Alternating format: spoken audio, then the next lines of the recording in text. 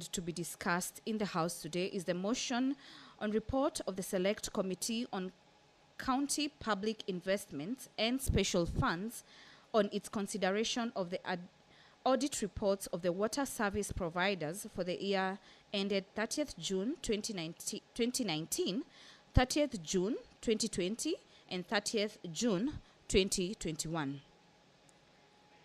This is by the Chairperson, Committee on County Public Investments and Special Funds, that the Senate adopts the reports of the Select Committee on County Public Investments and Special Funds on its consideration of the audit reports for the year ended 30th June 2019, 30th June 2020, and 30th June 2021 of the following water service providers: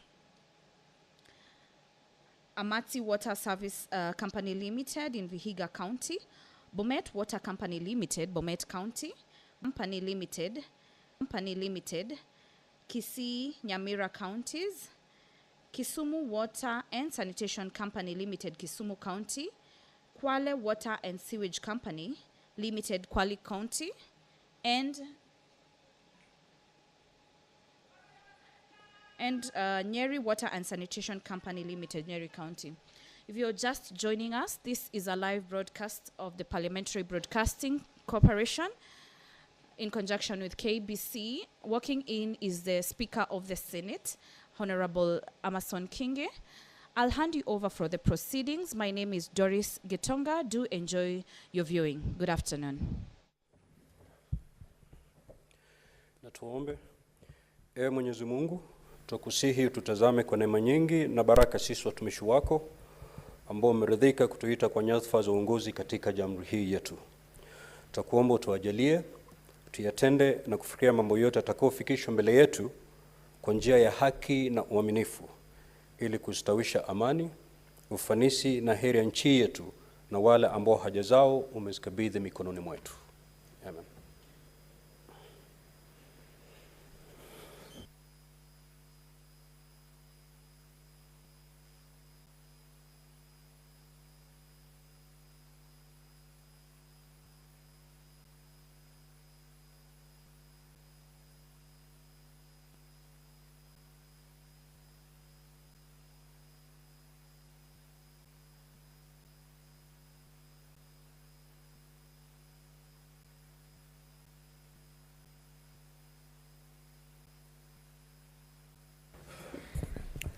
Clerk, do we have quorum? Sergeant at Arms, kindly ring the quorum bell for 10 minutes.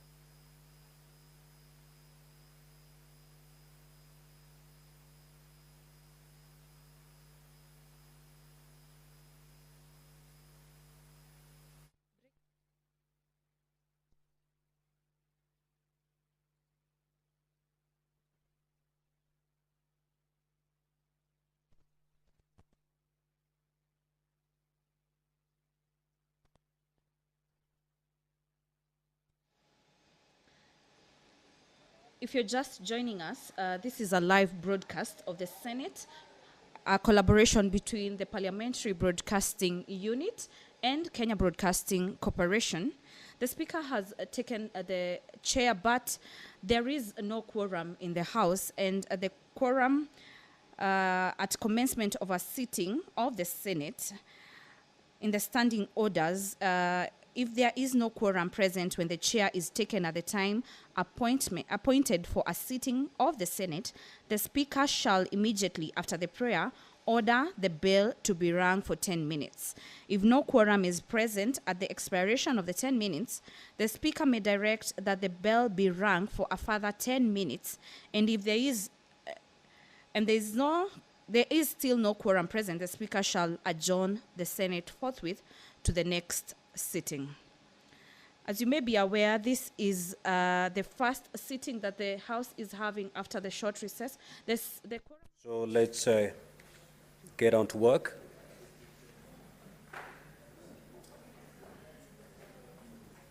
The Reverend Murgo, Senator, kindly take your seat.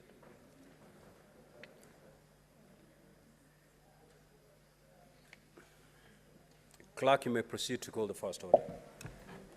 Order number 1, administration of oath. Order number 2, communication from the chair. Now, Honorable Senators, I take this opportunity to welcome Honorable Senators back from the short recess in accordance with the calendar of the Senate for the regular sittings. Part 4 begins today, Tuesday, the 12th of November, 2024, and will conclude at the rise of the Senate on Thursday, the 5th of December, 2024. Now, Honorable Senators, you will observe that this will be the last segment of the Senate calendar regular sessions of the Senate in 2024. It will be a short one before the Senate undertakes the December-January recess. The resumption of the regular sittings in this last part brings with it a certain degree of urgency to conclude the legislative agenda of the Senate. It is in this context that I therefore urge that we redouble our collective efforts in a bid to conclude the business of the Senate by the close of the session in December 2024. Also at the office of the Senate Majority Leader, the Senate Minority Leader, and the committee chairpersons to do all that is necessary within the standing orders to expedite pending legislative business. Honorable Senators, I wish you fruitful deliberations and wish all honorable senators all the very best in this part. I thank you. Now, I have this other communication to make. I would like to acknowledge the presence in the Speaker's Gallery this afternoon of a visiting delegation of Hansard officers from the Parliament of Uganda. The delegation is taking a capacity building program in the Senate. Now, honorable senators, I request each member of the delegation to stand when called out so that you may be acknowledged in the Senate tradition. Mr. Julius Aboko, Senior Assistant Editor, Hansard. Ms. Lavinia Tohimbese, Assistant Editor of Hansard. Ms. Shalene Mukite, Assistant Editor of Hansard. Mr. Isaac Musimanta, Assistant Editor of Hansard. Mr. Joram Echodu, Technician. Ms. Katie Akelo, Assistant Secretary. Now, honorable senators, in our usual tradition of receiving and welcoming visitors to Parliament, I extend a warm welcome to the delegation, and on behalf of the Senate and my own behalf, wish them a fruitful visit. I will allow the Senator for Kitui to, under 1 minute, to extend a word of welcome to the delegation. I thank you, Mr. Speaker. Mr. Speaker, on my own behalf, on behalf of my colleagues in the Senate of the Republic of Kenya, I take this opportunity to welcome the visiting delegation from the Parliament of Uganda. Mr. Speaker, we take cognizance of the fact that Uganda remains to be a friendly neighbor, the biggest trading partner, bilateral trading partner with Kenya. And for the visiting delegation, I will ask them to fail at home where they were going, and as they undertake their benchmarking visit, may their visit, Mr. Speaker, be fruitful. I thank you, Mr. Speaker. Next order, clerk. Order number 3, messages. Order number 4, petitions. Order number 5, papers. Order number 6, notices of motion. Order number 7, questions and statements. Now, statement pursuant to Standing Order 56, 1A. The Chairperson, Standing Committee on Health, you may proceed to make your statement.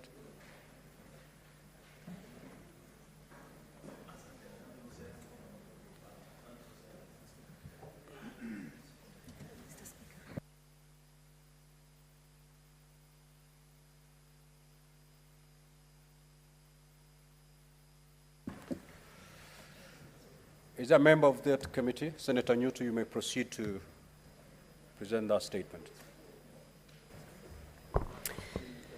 Mr. Speaker, I stand in for Senator Mandago, the Chair Health Committee, where I'm a member, and this is a statement relating to the activities of the Standing Committee on Health pursuant to Standing Order 56-1A. Mr. Speaker, I rise pursuant to Standing Order 56-1A to make a statement relating to a matter for which the committee is responsible, namely the current state of the nation. Mr. Speaker, sir, as you are aware, the Senate passed a motion on the current state of the nation on July 24, 2024.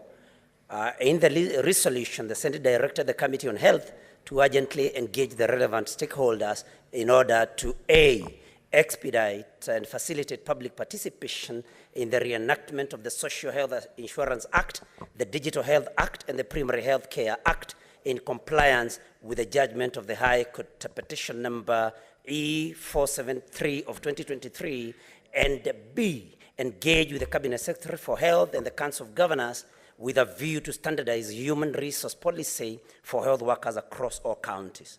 Mr. Speaker, sir, the petition number E473 of 2023 was filed by Mr. Joseph Aura, challenging the constitutionality of the Social Health Insurance Act, the Primary Health Act, and the Digital Health Act on his behalf and on behalf of Kenyan citizens.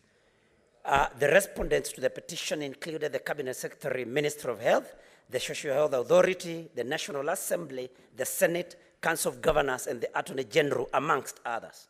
The petitioner argued that sections 26.5, 27.1a, 27.4, 38, and 47.3 of the Social Health Insurance Fund Act 2023 are inconsistent with the Constitution and therefore null and void.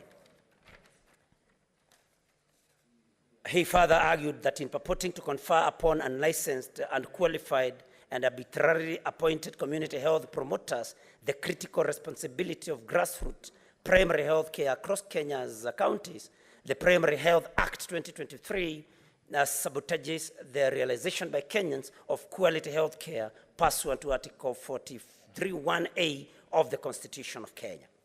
The petitioner further argued that the enactment of the Social Health Insurance Act 2023, the Primary Health Act 2023, and the Digital Health Act 2023 were in contravention of the national government's role in health matters as prescribed in the 4th schedule to the Constitution. He added that the entire Social Health Insurance Act 2023, the entire Digital Health Act 2023, and the entire Primary Health Act 2023 are all invalid for lack of effective, tangible, and mandatory public participation as prescribed and required under Article 10(2)B and 118(b) of the Constitution of Kenya, and are all therefore null and void. Mr. Speaker, sir, the High Court considered the petition and by a judgment delivered on 12th July 2024 determined that the petition was meritorious and made the following orders, that A, Parliament undertakes sensitization, adequate, reasonable, sufficient, and inclusive public participation in accordance with the Constitution before enacting the said act and amend the unconstitutional provisions in terms of this judgment. B, compliance with A above be undertaken within 120 days of the date of this judgment. C, within that period, the act shall remain suspended. D, in default of A and B above, on 10th of November 2024, the following relief shall take effect forthwith. And that is a declaration is hereby issued that the entire Social Health Insurance Act 2023, the entire Digital Health Act 2023, and the entire Primary Health Act 2023 are all unconstitutional for the reasons set out in this judgment and therefore invalid, null, and void, Mr. Speaker.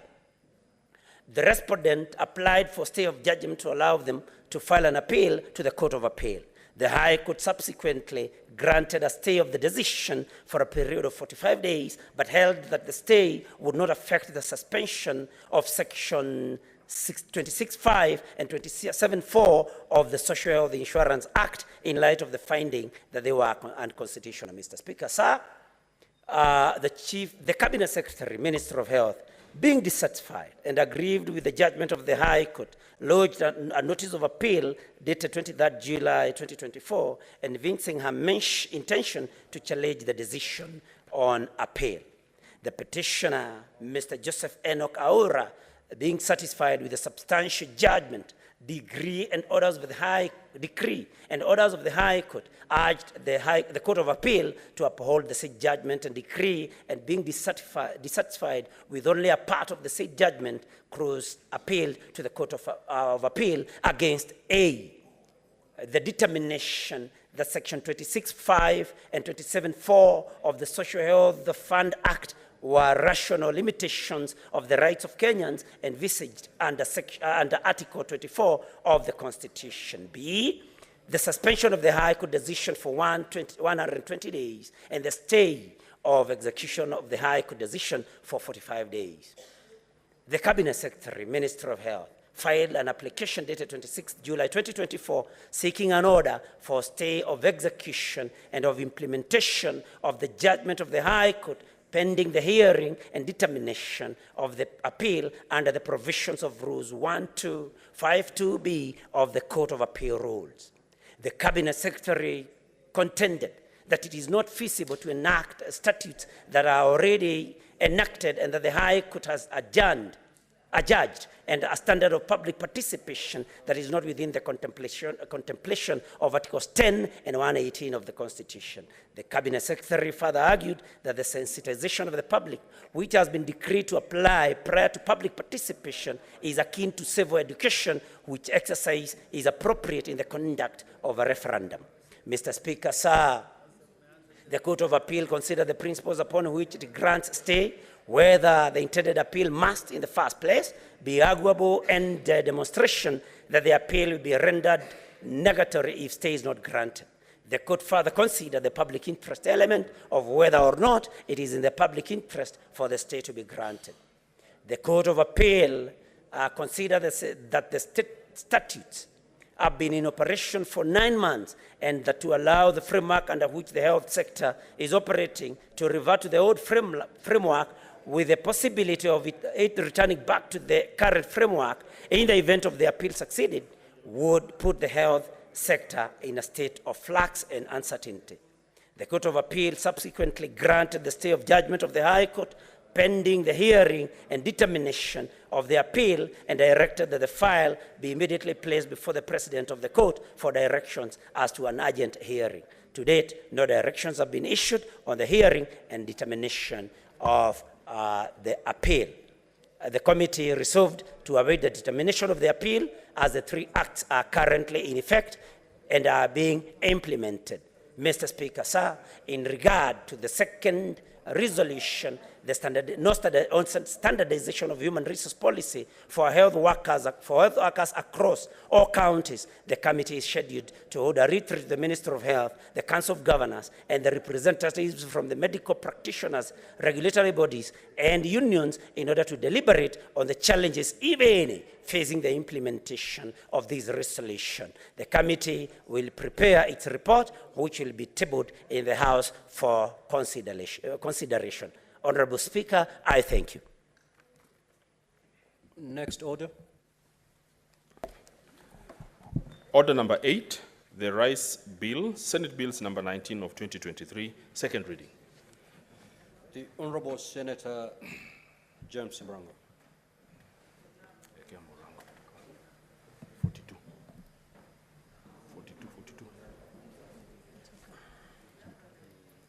Oh, imehang, eh?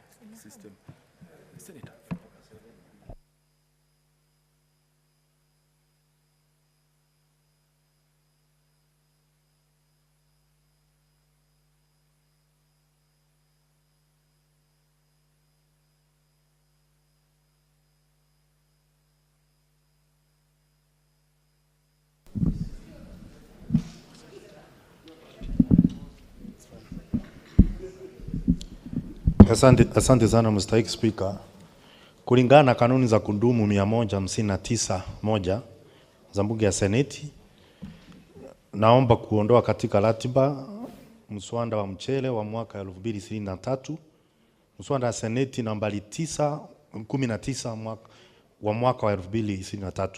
Sababu kubwa Mstahiki Spika ni ili tuweze kushauriana na wahusika wakuu, wakulima na wanaohusika wote ili kuashirisha tena huu mswada katika sakafu ya Seneti, tukibeba watu wote ambao wanahusika ili tuende safari moja. Asante sana Mstahiki Spika.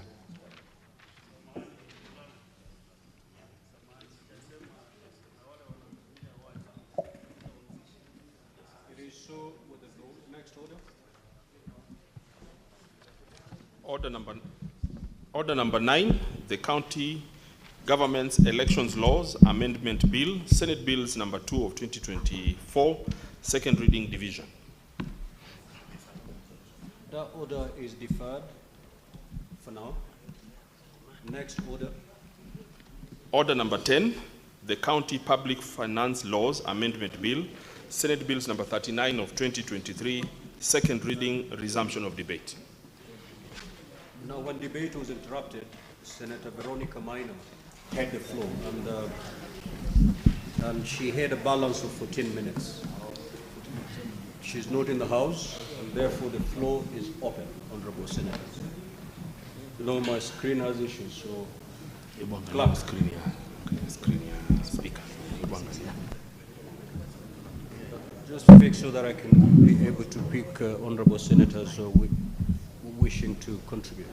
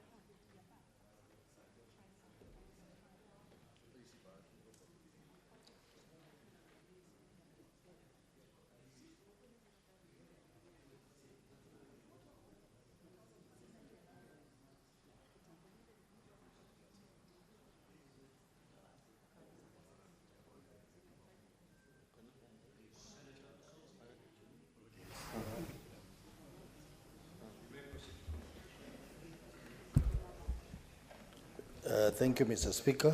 Mr. Speaker, I would like to start by saying that I fully support these long overdue amendments to the county public finance laws that will give the county assemblies autonomy. Mr. Speaker, county assemblies play a very important role in primary oversight, and currently they are experiencing a lot of challenges in terms of performing their mandate, and that is largely due to lack of financial autonomy. And this bill by the Deputy Speaker and the member of Meru is timely because, Mr. Speaker, our county assemblies are now going to have some level of financial independence. Currently, they depend on the county executive for their funding, and we have multiple delays occasioned by the delays from Treasury in releasing funds to the counties. And then when it comes to the county level now, the county executive further creates delays, and this has hampered the performance of county assemblies. And Mr. Speaker, if there are people, elected people in this country who suffer a lot, are MCAs. These are people who stay in the villages with the people. They wake up in the morning with the people. They go to sleep with the people. We are lucky as senators and members of National Assembly. Most of our time we are in Nairobi, only going home over the weekend. But the MCAs are at home all the time. And that means more pressure on them, especially financial pressure. And that challenge is further enhanced by this lack of autonomy, which means delays. Sometimes they even delay in paying salaries to the MCAs. So this bill is timely because it is going to create a new fund called the County Assembly Fund, which will now be administered by the respective county assembly. And to a large extent, this is going to resolve the delays that have been experienced at the county assemblies. Mr. Speaker, this bill under clause 6 also empowers the clerk of the county assembly to be the administrator of this fund. Mr. Speaker, this will further enhance the independence of the county assembly because the clerk has no powers on matters to do with finances at the county executive. But this bill will now give the clerk the powers, but the clerk is answerable to the County Assembly Service Board, Mr. Speaker.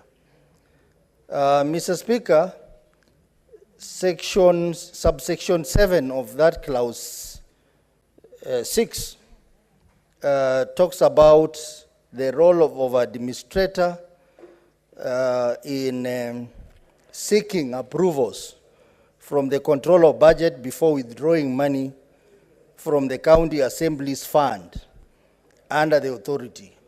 I know last time when members were contributing on this motion, they had issues with inefficiencies and further delays at the office of the controller of budget. Mr. Speaker, I think something has to be done at the office of the controller of budget, and I want to agree with the members who said it is a high time that this office of the controller of budget is devolved properly to the counties, so that we don't have a situation where people come to stay in Nairobi for weeks looking for approvals from the office of controller of budget. And therefore, this opens another channel for corruption because, Mr. Speaker, we hear that people have to greet others very well for them to receive their approvals. And Mr. Speaker, this is something that we need to do something. In fact, this whole process of control of budget should be automated, Mr. Speaker. I do not understand why in this modern day people are still moving around the documents from counties to come to the control of budget for the documents to be reviewed before the approvals for their expenditure is done. This process can be automated, Mr. Speaker, so that we do not have a scenario where counties are delayed to access their money because of waiting for approvals at the office of the control of budget.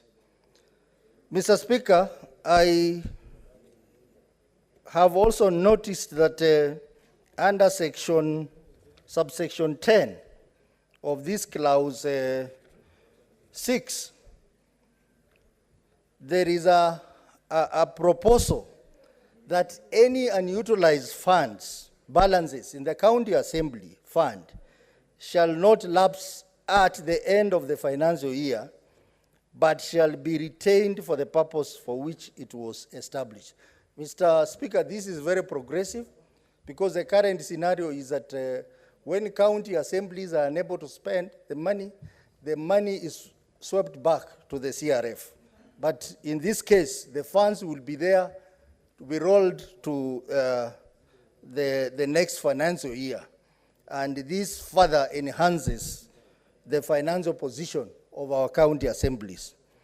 Mr. Speaker, I don't know whether the proposer of this bill has checked on clause 11, which talks about financial reports shall be submitted to the Commission on Revenue Allocation with a copy to the Controller of Budget.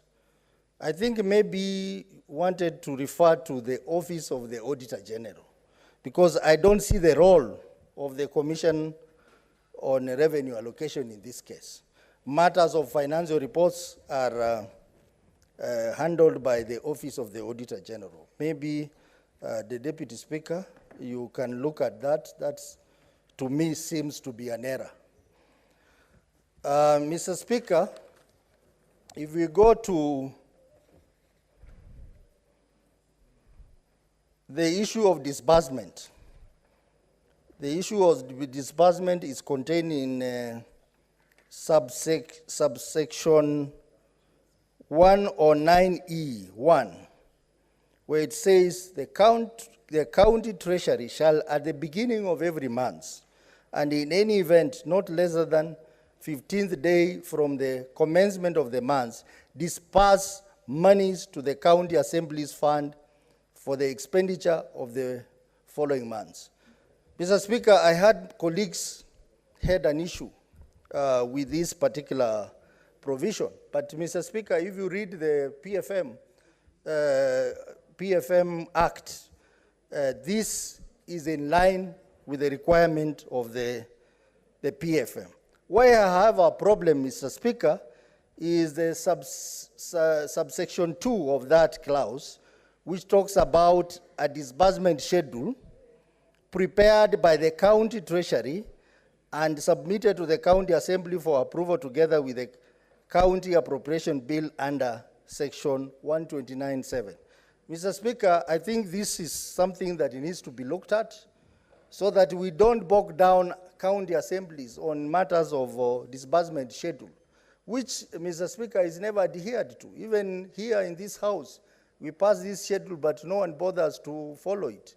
Our counties, for example, are running without the disbursement for August, the disbursement for September, and October, Mr. Speaker.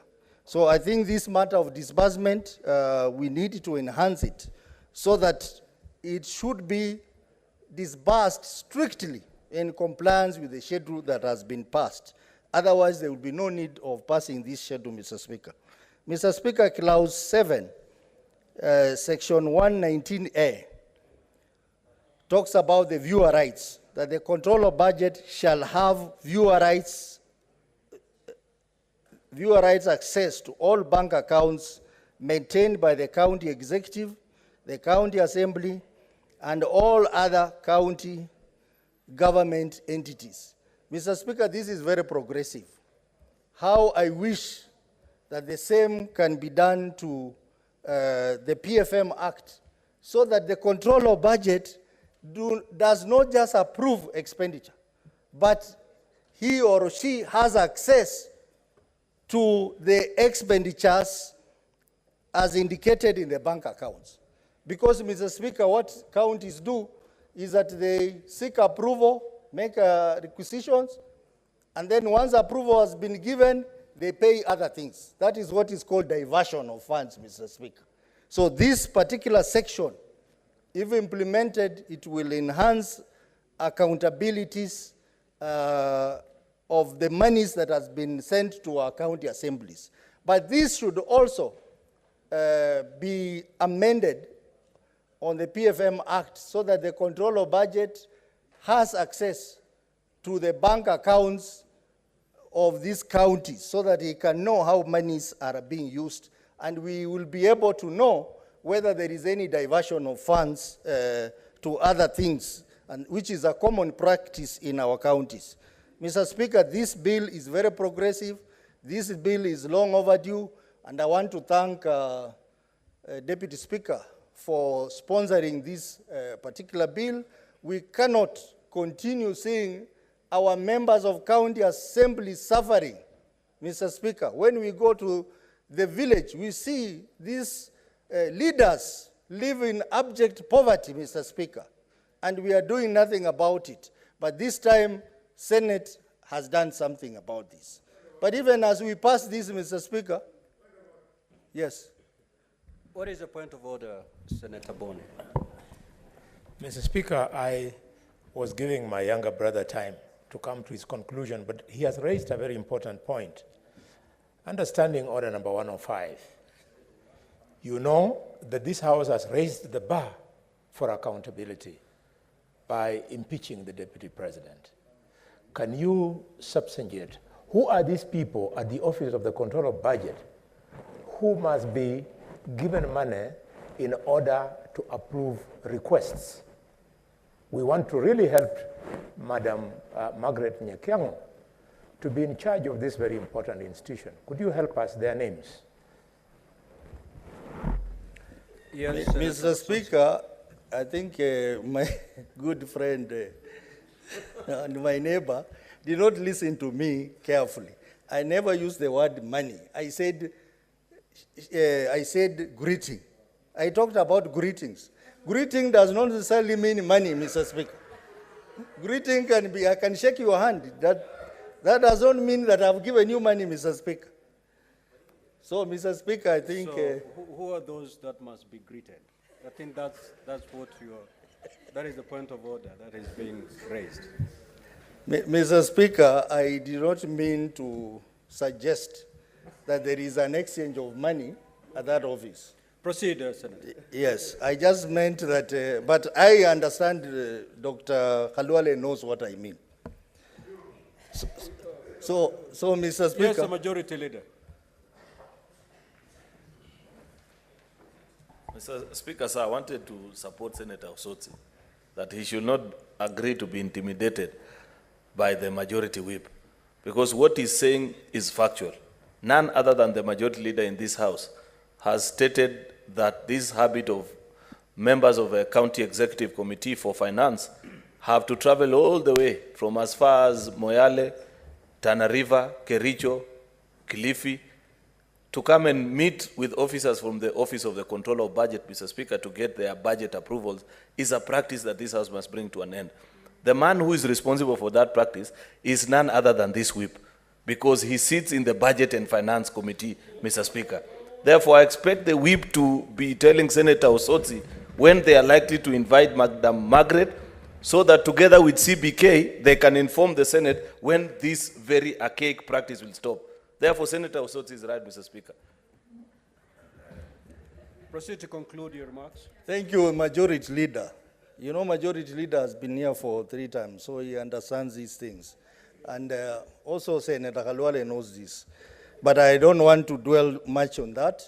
Mr. Speaker, I was saying that this bill will really help our leaders in the grassroots, called the MCS, to try and be effective in terms of offering primary oversight in our counties, because the situation that we see in our counties, we keep on blaming our MCS, but we must also look at the conditions of working of our MCS, that if they have challenges in meeting their financial needs, they will not perform the role of primary oversight very effectively.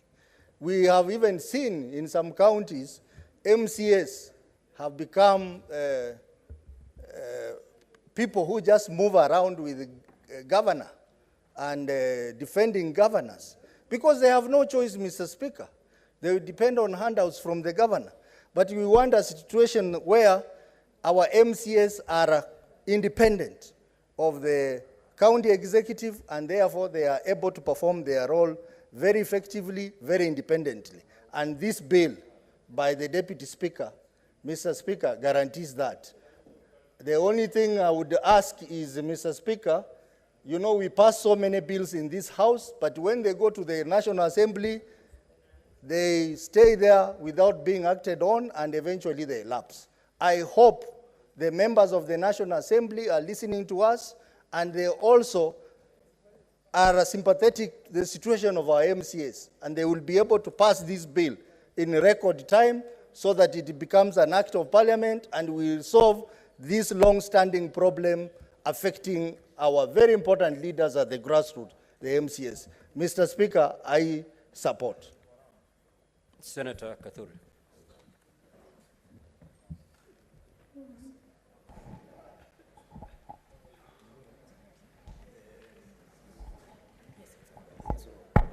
Thank you, Honorable Speaker. Honorable Speaker, Senator Ososi has raised a very, very important point this afternoon, which has always actually been supported by the majority leader. So, Senator Ososi, the point of clarification is that are you in any likely manner to also bring another amendment so that the system can be automated such that the COMB, Control on Budget, approves monies to the counties online without coming to Nairobi to queue and to bring greetings to Nairobi? Because there is a provision, you can as well make an amendment to this bill. I'll be very glad if you do that. Well, Senator Sotsi, you may seek to bring an amendment in that regard. Senator Chimera.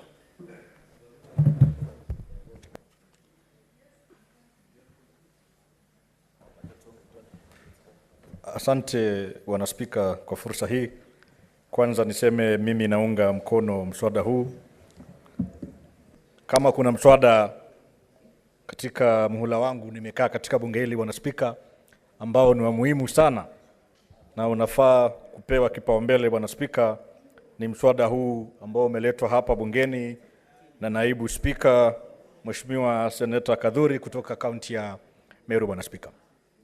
Bwana Spika, ni jambo la kushangaza kuona kwamba mabunge yetu ya kigatuzi ambayo kisheria yanafaa kuwa mstari wa mbele kumhakiki gavana ama utendakazi wa serikali zetu za kaunti Bwana Spika, kuona kwamba wanakosa fedha Bwana Spika.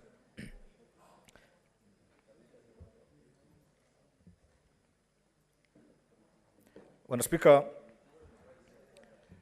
ikiwa tutaweza kuyanyima mabunge ya kaunti yetu fedha kuendesha utaratibu wao, kuendesha shughuli zao, kuendesha biashara zao Bwana Spika, na fedha hii inaweza kupewa gavana, kwa kweli basi tunaona kwamba ugatuzi upo katika hatari kubwa, na ndiposa tumeweza kujionea sisi kama wananchi ubadilifu wa fedha katika kaunti zetu, kwa sababu mabunge ya ugatuzi yameshindwa kufanya kazi yao Bwana Spika. Na ni wazi kuona kwamba ukipatia fedha zile kaunti zetu Bwana Spika, wataweza kufanya mikutano yao Bwana Spika, wataweza kuhakikisha kwamba pale waziri ama gavana amedorora katika kazi yake Bwana Spika, anaweza kuitwa, anaweza kukosolewa na kazi inafanywa sawa Bwana Spika. Bwana Spika, vile vile hawa wajumbe wetu wa County Assembly Bwana Spika wana majukumu mengi Bwana Spika. Ikiwa fedha ile lazima clerk aende kumnyenyekea na kumuomba waziri wa fedha katika kaunti Bwana Spika, tunapoteza maana yote ya ugatuzi Bwana Spika. Na nikupongeze naibu spika kwamba wewe mwenyewe umeona katika akili yako na fikra yako kwamba ipo haja kuhakikisha kwamba mabunge yetu ya kaunti hizi yameweza kuwezeshwa ndio ili waweze kufanya ile oversight role yao. Kando na sisi maseneta Bwana Spika, lazima tuwe mstari wa mbele kuhakikisha kwamba hawa wabunge wa ugatuzi, ma MCAs, wamepata fursa safi na kamili, wamewezeshwa, wamepata mafunzo Bwana Spika, na fedha ipo ya kuwawezesha wafanye kazi yao. Ndio gavana ambaye anakuwa mbadilifu Gavana ambaye anakosa kufanya kazi yake, Bwana Spika, hawezi kutumia kukosa kwa fedha kama kigezo cha kuhakikisha kwamba huduma hazionekani na huduma hazipatikani katika kaunti yetu, Bwana Spika. Bwana Spika, ukiangalia kaunti yangu ya Kwale kwa mfano, Bwana Spika, kumekuwa na kelele na hatihati kuhusu hali yote ya utendakazi, hususan idara ya afya, Bwana Spika. Na mimi kama seneta, kama mwanachama wa kamati ya afya, Bwana Spika, nimeweza kuketi na wale ma MCAs ambao ni wanachama wa kamati ya afya katika bunge la Kwale, Bwana Spika.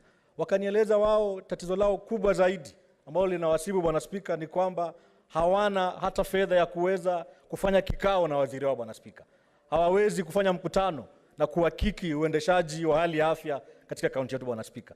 Na hii ni taswira ambayo iko katika kaunti nyingi, Bwana Spika. Sio vizuri kwamba kiongozi atakwenda bungeni na kose sauti kwa sababu hana fedha, Bwana Spika. Mimi ninakuunga mkono sana, nataka niseme kwamba kama kuna seneta ambaye anafahamu kazi ya kuwa seneta, Bwana Spika, basi ni wewe naibu spika kupitia mswada huu, na nina imani kwamba bunge letu la Senate limeona umuhimu zaidi ya kuhakikisha kwamba tumeunga mkono sheria hii. Na sote tuunge mkono, Bwana Spika, tuipitishe kwa haraka iwezekanavyo, ndio mswada huu, Bwana Spika, uwe sheria. Ndipo tukisonga mbele, Bwana Spika, wale ndugu zetu ambao ni ma MCAs waweze kupata afueni ya kufanya kazi yao pasipo kumnyenyekea, kwenda kumpigia magoti gavana, Bwana Spika. Na hii fedha vile vile pia naomba wakati inaweza kutoka katika wizara ya fedha, itoke moja kwa moja imfikie yule clerk wa bunge la county zetu hizi, Bwana Spika, bila vigezo vyovyote. Na nimpongeze Seneta Otsosi na pia kiongozi walio wengi hapa kwa ile kauli yake ya kwamba wale maafisa ambao wamezoea kuleta chokochoko, kuleta unafiki na kuleta vigezo vya kwamba fedha hii haiwezi fika bila nyinyi kuleta mahesabu yenu, nafikiri sio sawa kisheria, Bwana Spika, na pengine ipo haja ya Senator Otsosi kutuletea yale marekebisho kuhakikisha kwamba fedha hii ikitoka katika wizara ya fedha inakwenda moja kwa moja kwa maeneo bunge yetu ya county bila msukosuko wote, bila vigezo vyovyote, ndio ili tuwapatie fursa wale ma MCAs wetu waweze kufanya kazi yao, Bwana Spika. Bwana Spika, kwa hayo mengi au machache, mimi naunga mkono mswada huu, Bwana Spika. Asante. Asante sana. Next is the Senator Manzo Daniel, Makueni County.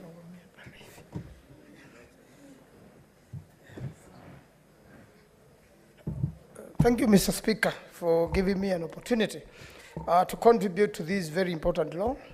Mr. Speaker, I want first of all to thank you for having been thoughtful. And for those who may not know, I've been with you in this parliament for 12 years. And I am very much aware you are one person who has been a solution finder for many people of Kenya. Earlier in the Ministry of in the Committee of Agriculture. And many times you have solved, Mr. Speaker, problem related to the people of Kenya. And I really want to congratulate you and thank you for this very thoughtful solution of devolution. And I want to say that, Mr. Speaker, this law is so important, Mr. Speaker. Devolution in this country has been stuck for the last 12 years for a very simple reason. In your own introduction, you have said independent, independent and separation of power, so that there is independence of the county assemblies, Mr. Speaker. In the country, for the last 12 years, many county assemblies have been tied to the governor in many ways. And for them to receive government development in their respective wards, they had to rely heavily on the governor and have to be submissive on the governor. Yet, they are supposed to oversight the governor, to impeach the governor where there are reasons, and to make sure that oversight is so applicable and so strict.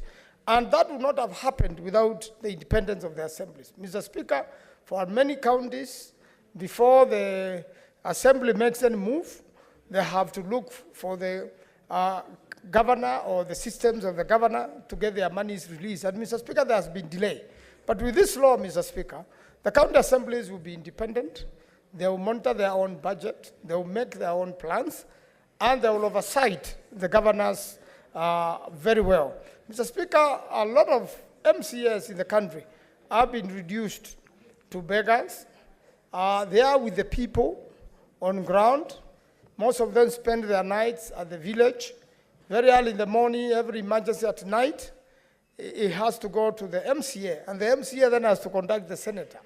And then it goes like that. By the time they get to the MP, by the time they get to the governor, the first point of contact of the Kenyan people is the MCA.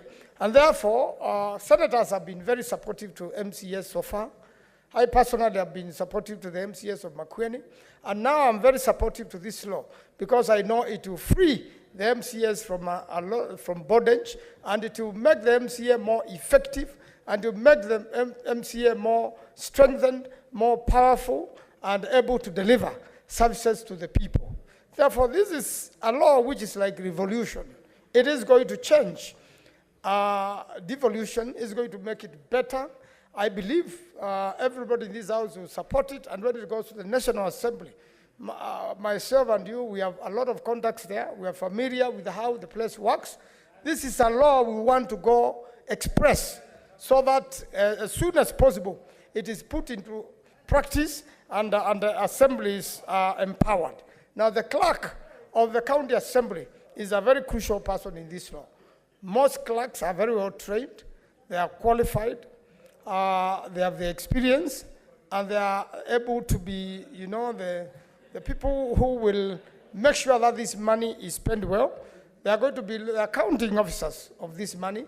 They will be answerable to this Senate. Every other time we call the county assemblies here, there are so many missing gaps, Mr. Speaker, when we want them to account. And then the delays will no longer be there, and they will be responsible directly to the people and directly to Treasury. And therefore, there will be every need, Mr. Speaker, to make sure that this happens. Now, the good news about this law, Mr. Speaker, is that the County Public Finance Law, which is an amendment bill of the main act, that is the Public Finance Management Act, will now have a branch which deals with the counties directly. And that particular amendment is very crucial because when it comes to the national government, then the act applies. When it comes to the counties, then the new branch of laws applies. And therefore, everybody will be held to account, and all the money is going to for the purposes of the movement and the operations of the county assemblies will be made very important. I want to agree with the Honorable Otsotsi, and I will support his amendment so that the act could flow.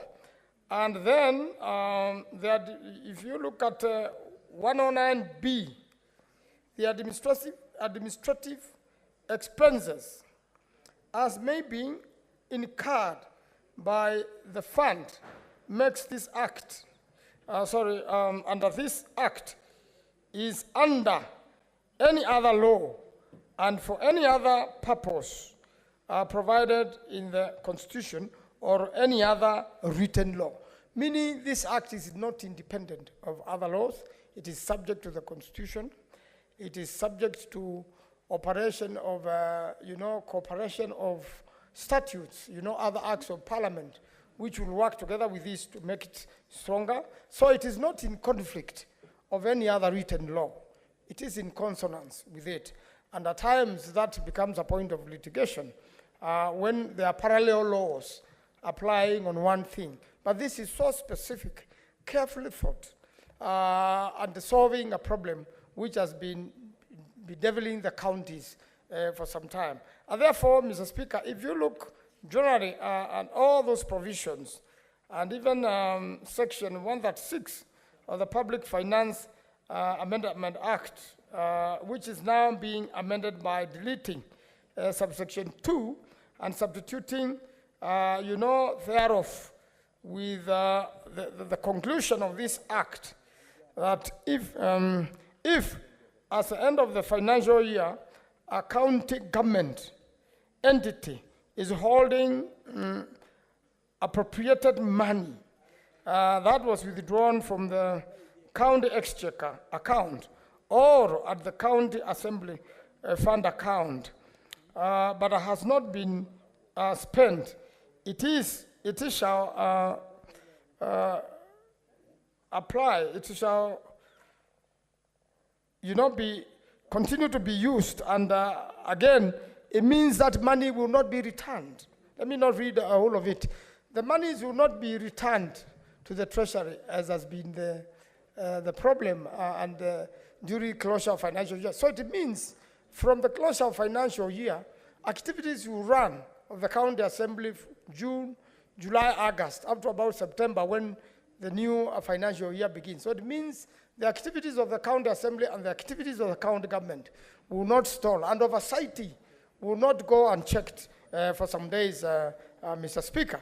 Therefore, this very important law, I hope the county assemblies in Kenya will welcome it, and the county governments in Kenya will welcome it, and also the national government will welcome it, so that, Mr. Speaker, we can serve this country better, and the Senate, which is the senior house, continues to make sure that devolution works, and the common Kenyan, the common Mwananchi, is served at the grassroots level, because that's the whole idea of devolution, taking development to the grassroots and making sure that agriculture, health, water, land are fully devolved and are able to serve the people of Kenya as grassroots. I thank you, Mr. Speaker. I support. Okay, the next is Senator William Kemoi Kisan. Thank you, Honorable Speaker. Honorable Speaker, thank you for the opportunity to contribute and support this motion that you've come up with, Honorable Speaker. If you remember, I think after the 6th Parliament, the National Assembly then was an arm of Office of the President. And the members of Parliament every Thursdays, I'm told, I was not there, that they used to go and collect the allowances from Office of the President. So basically there was no independence of National Assembly then. This is the same problem that our county assemblies are facing, Honorable Speaker, that this law now is going to liberate them. They'll be independent from the county executives, Honorable Speaker. I believe this is one of the reasons why there are conflicts between the executive, especially the governors, CC's finance, and the county assemblies because of maybe delays and tactful delays of release of funds to the county assemblies, Honorable Speaker, to curtail the oversight role, Honorable Speaker. In fact, about 3 weeks ago, we were in Wajir with Senator Abbas, and we met the Energy Committee of Wajir County Assembly, Honorable Speaker, and one of the things they complained about was release of resources by the county treasuries to help them to do proper public participation, for them to do proper oversight. Basically, they are curtailed. So this law is really going to liberate them and assist them to deliver the mandate of legislation, oversight, and representation, Honorable Speaker. Honorable Speaker, it is also important, you know yourself, you were in the lower house and myself and associate for close to 10 years, Honorable Speaker. I believe you look for a progressive, even Manzo, a progressive members of National Assembly to maybe like a co-sponsor. You get a champion in National Assembly so that as soon as the bill is passed in this house, you get somebody who will champion. You know, sometimes when you're in National Assembly, you don't appreciate what Senate does until you arrive in Senate. So I think it is important that we start engaging our colleagues. We look for one who will champion, and we also want to urge our MCAs across the country so that every MCA in all the counties, everybody talks to their own member of National Assembly to champion so that the MPs support this bill so that they are liberated. I believe the MCAs are now watching, and we have told them, please, each of you, as soon as the bill leaves Senate, lobby, talk to your members of National Assembly so that they all support the bill unanimously. If there are any amendments they are going to do, they do amendments that will enrich the bill and not to water it down, Honorable Speaker. Honorable Speaker, As my colleague, Chair Sibik Osota has said, control of budget, there are challenges there, Honorable Speaker. Sometimes when control of budget approves money to be sent to the counties or payments to be done at the counties, Honorable Speaker, a lot of diversions of resources are taken elsewhere. That is why you see there are a lot of accrued pending bills across all our counties. There are business people who have died. There are those who are in depression. They are in hospital because the counties are not paying them. So it is important that we ensure the control of budget puts in a proper system there so that if resources are approved on a particular item, the county executive, the county treasurer will not be able to divert and pay others. Because sometimes what they do, Honorable Speaker, they overstate their own source revenue at the counties. And they tender, they do a lot of advertisement of tenders, and instead of having pending bills on their own source revenue projects, they decide to divert and pay those that they have given their friends using the shareable revenue, Honorable Speaker. It is important we put in, control the budget, put in a watertight system, and also they liaise with also the National Treasury, especially in terms of IPMIS, so that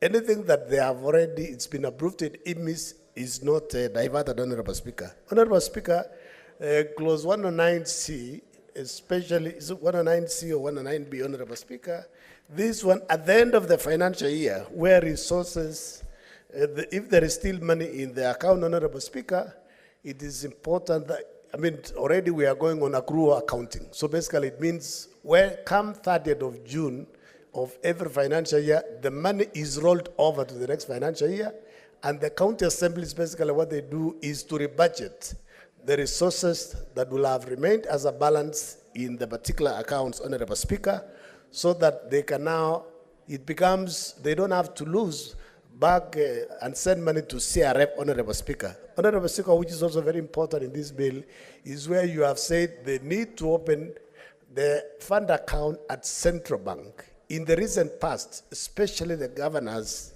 the county governors, Honorable Speaker, and their own executive, they have opened several accounts in commercial banks.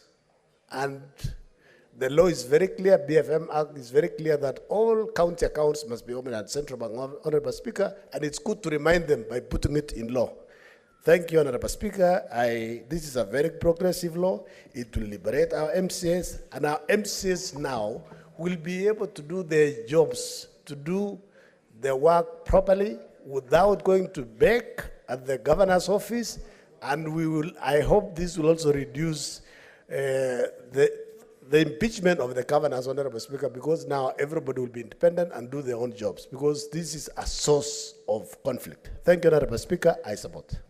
Thank you. Senator Orwoba Magoma Gloria.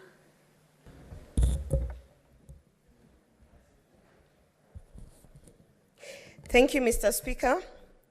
First of all, I want to congratulate you, the sponsor of this bill, Senator Kathuri, because I think it is also in line with the spirit of the Kenya Kwanza government. Mr. Speaker, you remember in our manifesto to deliver to the people, we were pushing for financial independence of institutions. We were pushing for financial independence of the National Police Service, financial and operational independence of judiciary.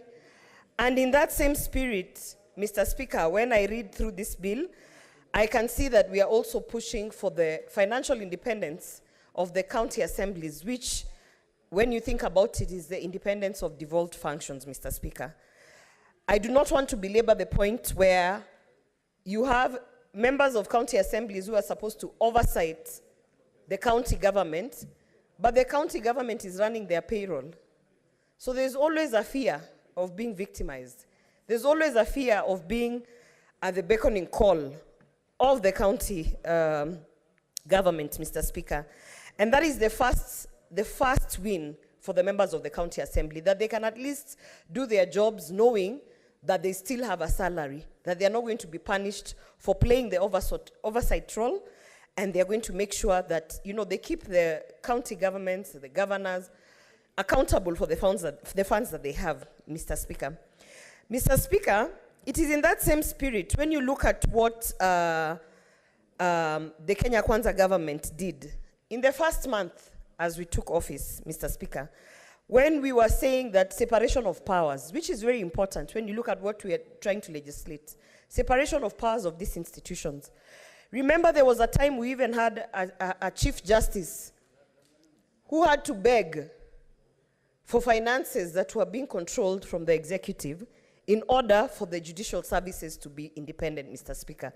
It is the exact same situation when you're looking at this issue of members of county assemblies having to beg to governors, to CECs, for their salaries and for their allowances, and at the same time being able to say, wait, you're actually misusing funds. It can't work. You cannot have that independence when someone is holding you hostage with that financial card that they have, Mr. Speaker. Mr. Speaker, it's the same way that the Judiciary Fund Act, the Judiciary Fund Act had been passed, and in 2016, Mr. Speaker, it was passed in 2016, but it took so long. It actually took our President, William Ruto, to operationalize and ensure that that financial independence was supporting the operational autonomy that the judiciary needed to have, Mr. Speaker. And in that same spirit, Mr. Speaker, when you look at what this bill is suggesting, then you can see that really it cannot be fair that the members of county assemblies are held hostage by the governors, Mr. Speaker. Mr. Speaker, I want to speak about the ward fund, even as I contribute to this county public finance amendment bill. You know, we always assume that it is only the National Assembly that requires, you know, the NGCDF, or now the Senate that requires an oversight fund or whatever. But the members of county assembly, Mr. Speaker, on the grassroots, they are every day, they are the closest, let me say, level of leadership that deals directly every day with the people in the grassroots. Basically, in order for us to even test that devolution is working, we have to start from the members of county assembly. In that same spirit, Mr. Speaker, I hope that somebody from this house will come up with an amendment to ensure that we finally get the ward fund for the members of county assembly approved, because it is one of the ways that we get to empower the leaders down there, that aside from their oversight, they can also be able to ensure that devolved functions, that development gets down to the grassroots, Mr. Speaker. So having said that, I support this bill, and I just wanted to remind this House that indeed it is the Kenya Kwanza government that has been pushing for this independence of institutions, and I'm glad and I congratulate you for having brought an amendment bill that is in line with what we are saying, that financial institutions, devolved institutions, they have to be given that operational autonomy, and that means that you cannot hold people hostage or institutions hostage by running their payroll or their budgets and claim to be supporting operational autonomy. So, Mr. Speaker, having said that, I support this bill, and I do hope that we get a fierce co-sponsor in the National Assembly, because as Senator Kisang has spoken, most of the time we pass bills, even if they are not rejected in the National Assembly, they just stall because we don't have someone who's passionate enough in the National Assembly to pass it.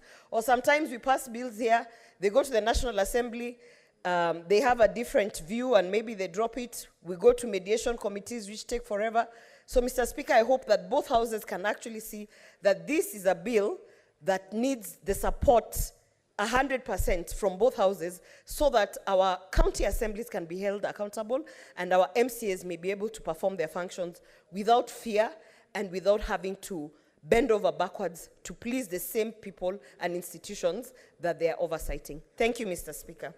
Senator Andrew Omtata Okoiti. Mr. Speaker, sir, thank you for the opportunity to contribute to this very, very important amendment. This bill, the County Public Finance Laws Amendment Bill of 2023, This bill, Mr. Speaker, sir, as summarized in the Memorandum of Objects and Reasons, is a bill that needs to have been there.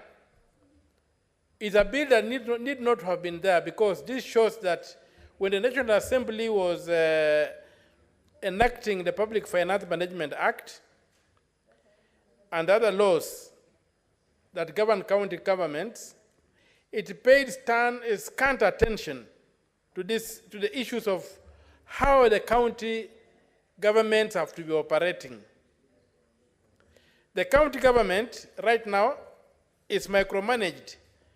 The county assembly is micromanaged by the governor, and as such, it becomes very difficult for the assembly to have a voice of its own. Because at the end of the day, it needs to go back to the governor for this or that. Much as the law says that a certain percentage should go this way, and a certain percentage should go that way. But if the money comes, leaves Nairobi when it has been put in the various funds, then the assemblies will have their autonomy.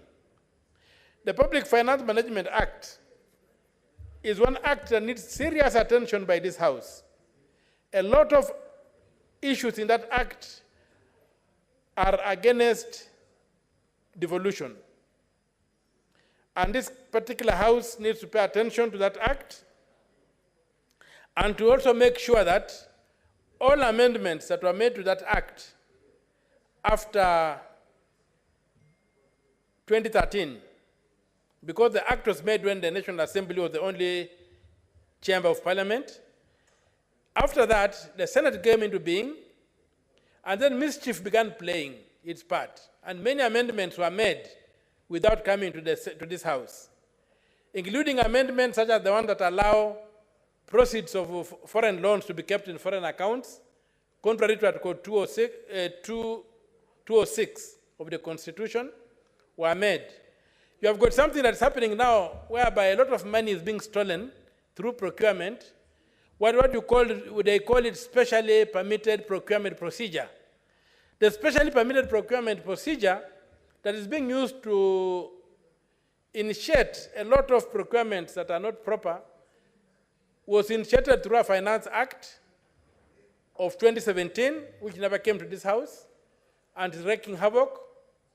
A lot of things like Adanis and all these things that have come around, if you look at it, it's as a result of the mischief that was done by the National Assembly alone after 2013 to the Public Finance Management Act.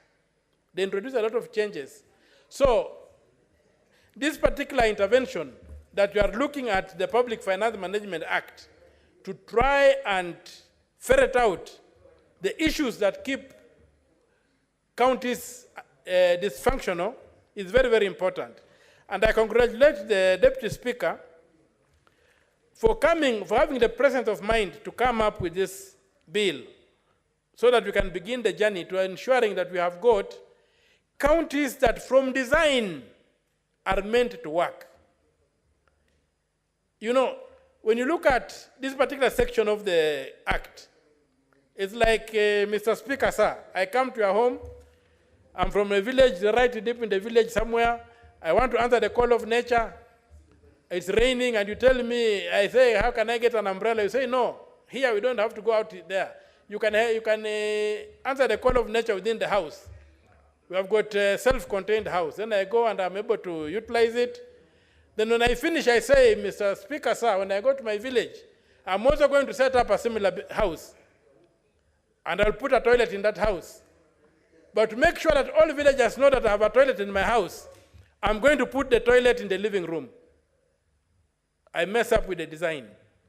That toilet cannot be used. It becomes dysfunctional. And that's what we have here. We have a design problem in the counties. The design is faulty, and then you end up with things that cannot work.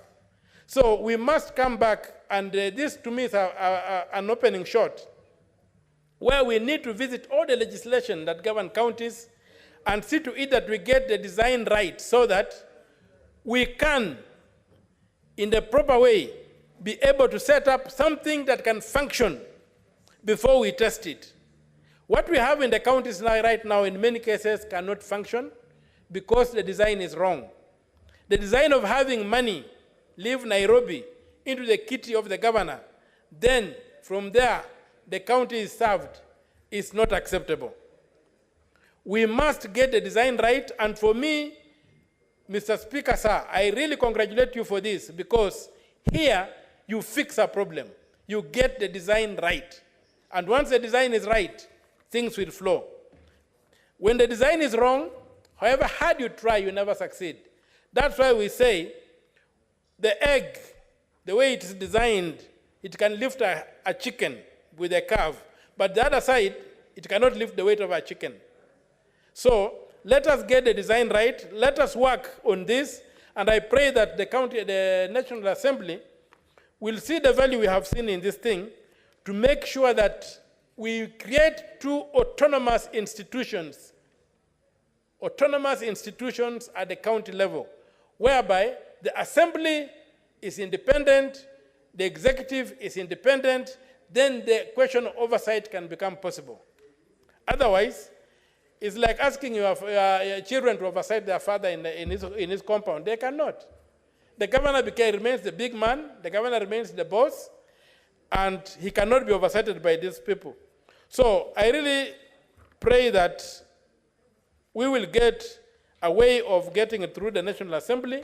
And I want to support what Senator Chesang said, that we may need to identify a partner in the Assembly who can help us see this bill come through.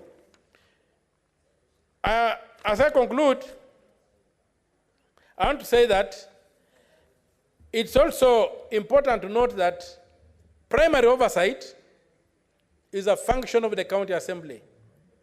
Primary oversight, whereby the budget of the county is held against the implementation of projects in the county, is really a function that county reps, ward reps should be able to, members of the county assembly, should be able to do, because they live in those wards, they pass those budgets, they know what goes to their counties, and they should be able to see if the money is being applied lawfully, using the budget as the marking scheme, and also whether the money is being used effectively. Right now, to wait until the point whereby you get an Auditor General's report to interrogate, sometimes it's too late. You find a lot of things are missing in that report, a lot of issues have been missed, and even if you are to intervene at that time, most of the time the horse has already bolted, and closing the gate does not achieve much. So, Mr. Speaker, sir, I really congratulate you for coming up with this bill, and I support this bill, and I pray that this bill sees the light of day. But going forward, as a House, we need to revisit the Public Finance Management Act. It even takes away the power of our own clerk. When there was an amendment by the National Assembly where they created 2 heads for the Parliamentary Service Commission, it has taken away the power of our own, the clerk of this House, as the deputy, as the secretary of the Parliamentary Service Commission. He's basically a figurehead. The powers of the chairman remain intact. The powers of the clerk are taken away by being split into 3 centers. So we need to revisit those kind of things and make sure that the role of the stature of this House is not undermined through legislation. The Constitution is kept, a fidelity to the Constitution is kept, and whatever we do it with the Constitution as our North Star. So, Mr. Speaker, sir, with those few remarks, I support the bill. Thank you. Senator Mwenda Gataya Mufaya. Thank you, Honorable Speaker. Honorable Speaker, from the onset, I want to... Senator Mwenda, I beg your, as your voice changed in a certain manner. I don't think so. I'm not listening to myself, Honorable Speaker, but I think this is the way I used to speak. But Honorable Speaker, from the onset, I want to sincerely thank the sponsor of this motion. The sponsor of this motion, Honorable Speaker, will go down in history as the Messiah and Savior for the legislative arm of the county government, Honorable Speaker. Honorable Speaker, I'm standing here as a true witness, as a true victim of the level of manipulation, the level of twisting, the level of submissiveness, the level of all sorts of atrocities committed by the executive towards the county assemblies, Honorable Speaker. Honorable Speaker, in very many instances, Honorable Speaker, I recall when I used to serve as a member of the county assembly. I served as a member of county assembly for a decade, 10 years, Honorable Speaker, 2 terms. And I think I have the necessary information that is supposed to guide this bill, Honorable Speaker. Honorable Speaker, in very many instances, Honorable Speaker, the so-called CECs are semi-gods in their own right when it comes to dispensation, when it comes to making sure that the assemblies get money that are supposed to be allocated to them from the exchequer, Honorable Speaker. So, Honorable Speaker, to make sure that we strengthen oversight and check on malpractices and excesses of the county government and the governor, Honorable Speaker, the county assembly ought to be independent and autonomous in the operations, and this autonomy, Honorable Speaker, is very, very, very critical. And I'm even wondering why this bill did not find its way to this House 12 years since devolution, Honorable Speaker.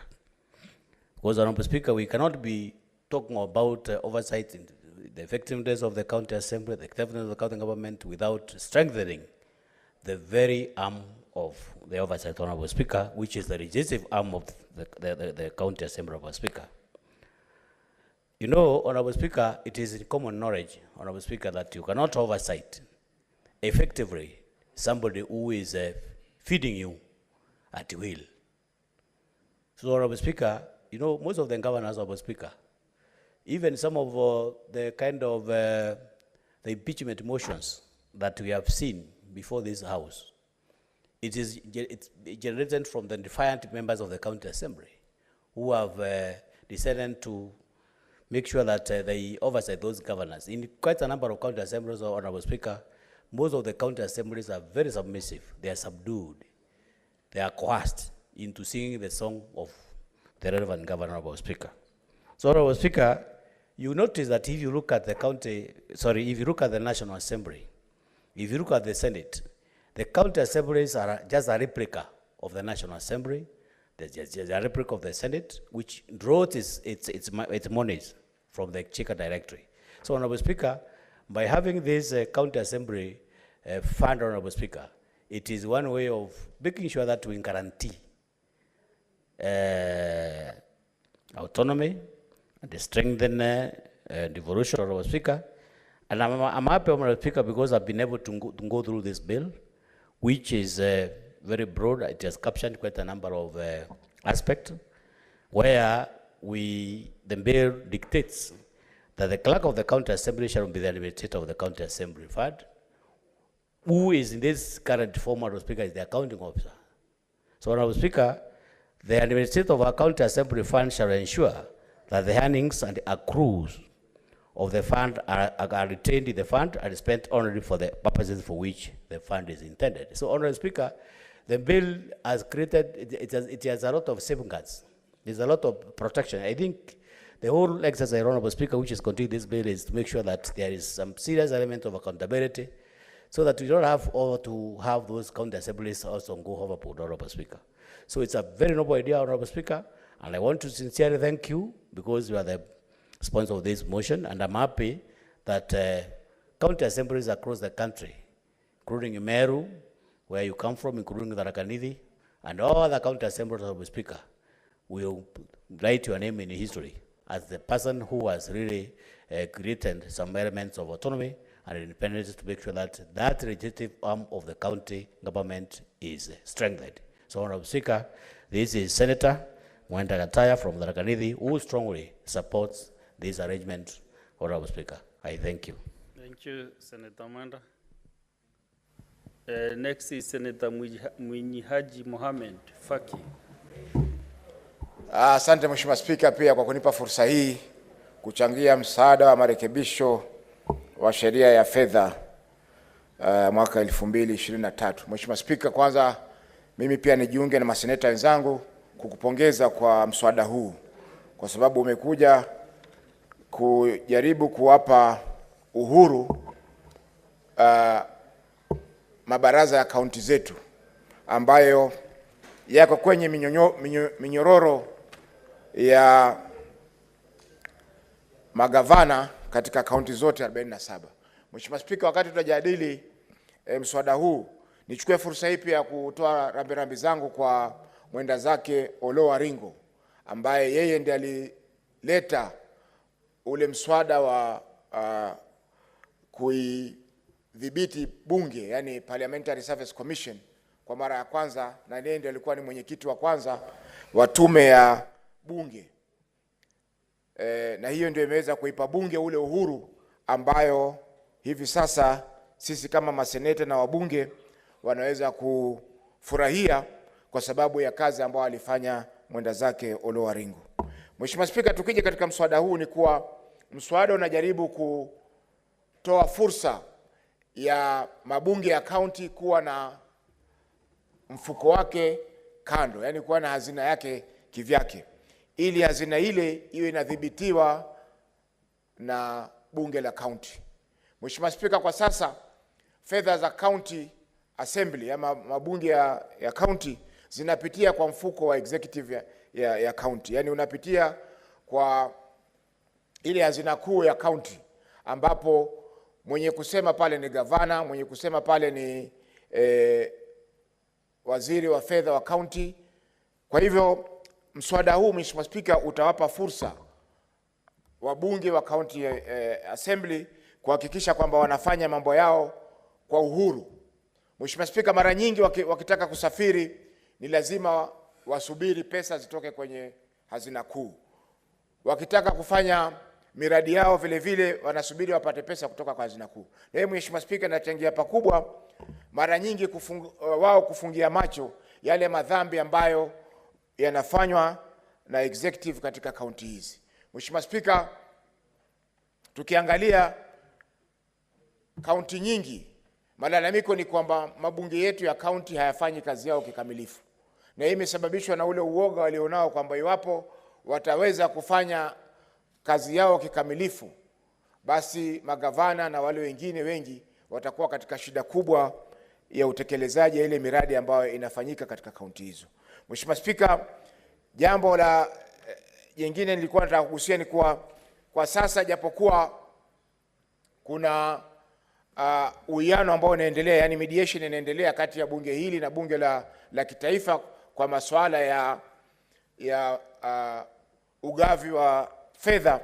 Mheshimiwa Spika, kaunti zetu kwa muda wa miezi 4 sasa hazijapata fedha, na tumeona magavana wengi wanapiga kelele, wanalia kwa sababu yale mapato ambao wanaokota katika kaunti zao, Mheshimiwa Spika, hayawezi kulipa mishahara, hayawezi kutekeleza huduma, hayawezi kununua madawa katika zahanati na hospitali katika kaunti zetu. Kwa Mheshimiwa Spika, ipo haja ya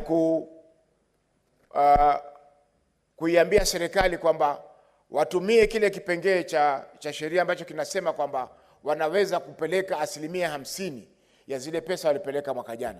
Kama mwaka jana walipeleka 380 billion, 350 billion, zilikuwa ni 385 lakini wakapeleka 355, basi wapeleke at least bilioni 150 ili kaunti zetu, Mheshimiwa Spika, zisiweze kulemaa kwa ukosefu wa fedha za kufanya ile miradi ambayo imekusudiwa kufanyika. Mheshimiwa Spika, mwisho ni kuwa japokuwa tunajaribu kuzisaidia mabunge yetu ya kaunti ili yaweze kuwa na uhuru, Mheshimiwa Spika, mara nyingi uhuru unatokamana na wale wenyewe wabunge wa kaunti zetu, kwa sababu ikiwa watajiweka rahisi, ikiwa watakuwa saa zote wanafuata vile ambavyo gavana ama vile ambavyo mawaziri wanafanya katika kaunti zile, Mheshimiwa Spika, kazi ya oversight, kazi ya uangalizi itakuwa ni shida sana katika kaunti zetu.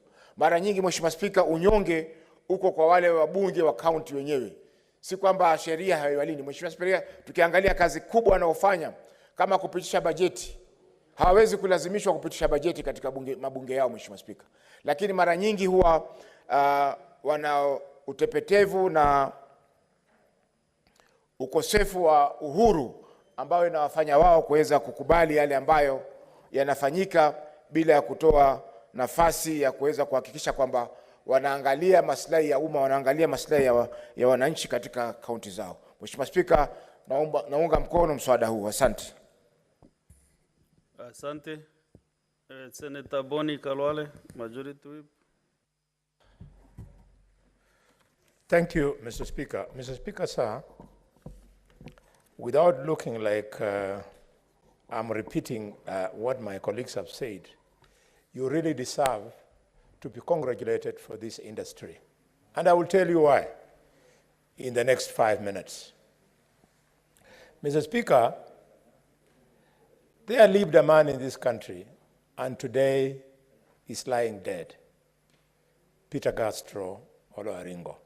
I'm privileged to have been in Parliament with him, and I know the difference he made in our lives when Parliamentary Service Commission saw the light of the day. Mr. Speaker, because of this, I would like to use this opportunity to send my condolences to this fallen hero, and especially to the people of Siaya, whom he served so well. I was reading, Mr. Speaker, about his story and how he related to the people of Siaya. And I could see an Osotsi, a man who goes home and people flock into his compound just to ask for small little favors that make a whole difference in the lives of our people. I have always sat in my house, Mr. Speaker, and in my home. And when I give a woman 400 shillings, if I was to do that in Nairobi, people would think I'm crazy. But when I give this woman 400 shillings and she goes and buys uniform for her daughter, the daughter will march on and top at the national exam at Marinya Primary School, at Shikunga Primary School, at Shibuya Primary School, and all other primary schools, including Luhuna Primary School, Simuli Primary School, and it makes a big difference. Mr. Speaker, having said this, I want to persuade you, Mr. Speaker, I want to persuade you. What you are curing is you want to make the counties independent. But in the structure of this proposal, Mr. Speaker, you are making them independent from the governor, and you have created a monster in this law called the administrator. They will now become slaves of the administrator, in this case, the clerk. The clerk, using this act, Mr. Speaker, if we don't improve it, will do what he likes. And our MCS will have to dance to his tune. Mr. Speaker, I beg you to read from the establishment of the Public Service Commission vis-a-vis the establishment of Parliamentary Service Commission. We borrowed one from the other. Similarly, when we established the County Public Service Audit, Mr. Speaker, we were informed by the Public Service Commission. So I want to propose that further, when we go to the committee, the third committee, the third reading, Mr. Speaker, I'll be proposing that we amend, Mr. Speaker, the following. We amend 109A in subclause 3, 4, 5, 6, 7, 8 for this reason. That everywhere you have put the word administrator, Mr. Speaker, I will be requesting you, and because this is your bill, you should agree, I'll be requesting you that the word administrator, we replace it with a county assembly administrative board. In this county assembly administrative board, Mr. Speaker, which replaces the administrator, then the speaker of the county assembly becomes the chairman. And the clerk is the CEO. And the vice chairman of that board to be one of the county assembly members. Then both the opposition in the county assembly and the majority in the county assembly will propose an equal number of people, the equivalent of our commissioners. Mr. Speaker, can you imagine the clerk controlling billions of shillings? How powerful it's going to be? And only the clerk as an individual then talks with the control of the budget, the two people, and they can actually withdraw anything up to including 1 billion shillings. And given that this is a fund, it means that the money going into this account will not go back to the National Treasury. And therefore, Mr. Speaker, there's a possibility that at one time you could get billions of shillings into an account to be controlled by only one man or one woman. I'm requesting this House that this is not a responsibility we can put in the hands of one person unless that person is Jesus Christ of Nazareth. Mr. Speaker, I say this knowing very well that your intention is to make MCAs stronger, you make them independent, and you want to strengthen the oversight role. If this is the case, why then are you strengthening the clerk instead of strengthening the institution of the county assembly? Mr. Speaker, my final contribution to this very important law is as far as clause 109B is concerned, where I say that the fund shall be used for those reasons A, B, and C. I want to propose, Mr. Speaker, that we add D, where D will be that the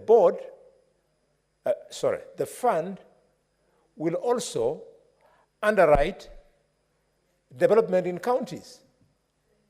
So if they are only doing administrative, where will the development that is required in county assemblies come from? Are you telling me that after we have formed this fund, Mr. Speaker, and now you want to build a new county assembly, as we do in Kakamega, or you want to do major renovations in the county assembly, you go back to the county executive? That would be the wrong way of doing law. So I propose that we add subclause 109BD to address this. Having said that, Mr. Speaker, allow me to make one running comment on the state of counties vis-a-vis how our governors and MCAs are working. There has never been greater deceit in this country. There has never been an opportunity for greater connivance to steal as what is happening in some of our counties, Kakamega being one of them. Mr. Speaker, in my county, we ran a project running into billions, Mr. Speaker, the so-called the 10-mile per ward project. And Mr. Speaker, millions of shillings were sung in, and when you go to Kakamega, there is no single 10-kilometer road project that is complete in any ward. Mr. Speaker, our MCAs, especially in Kakamega, have been reduced to cheering squads. You go to a public function where you are sharing the platform with the governor, like in the case of Vihiga, where young Osoti has expressed interest in running for governor. Mr. Speaker, the MCS will not even wait for Osoti, if it is in a funeral, to say, my name is Senator Osoti, and I have come to pay my condolences. They just start wailing and booing.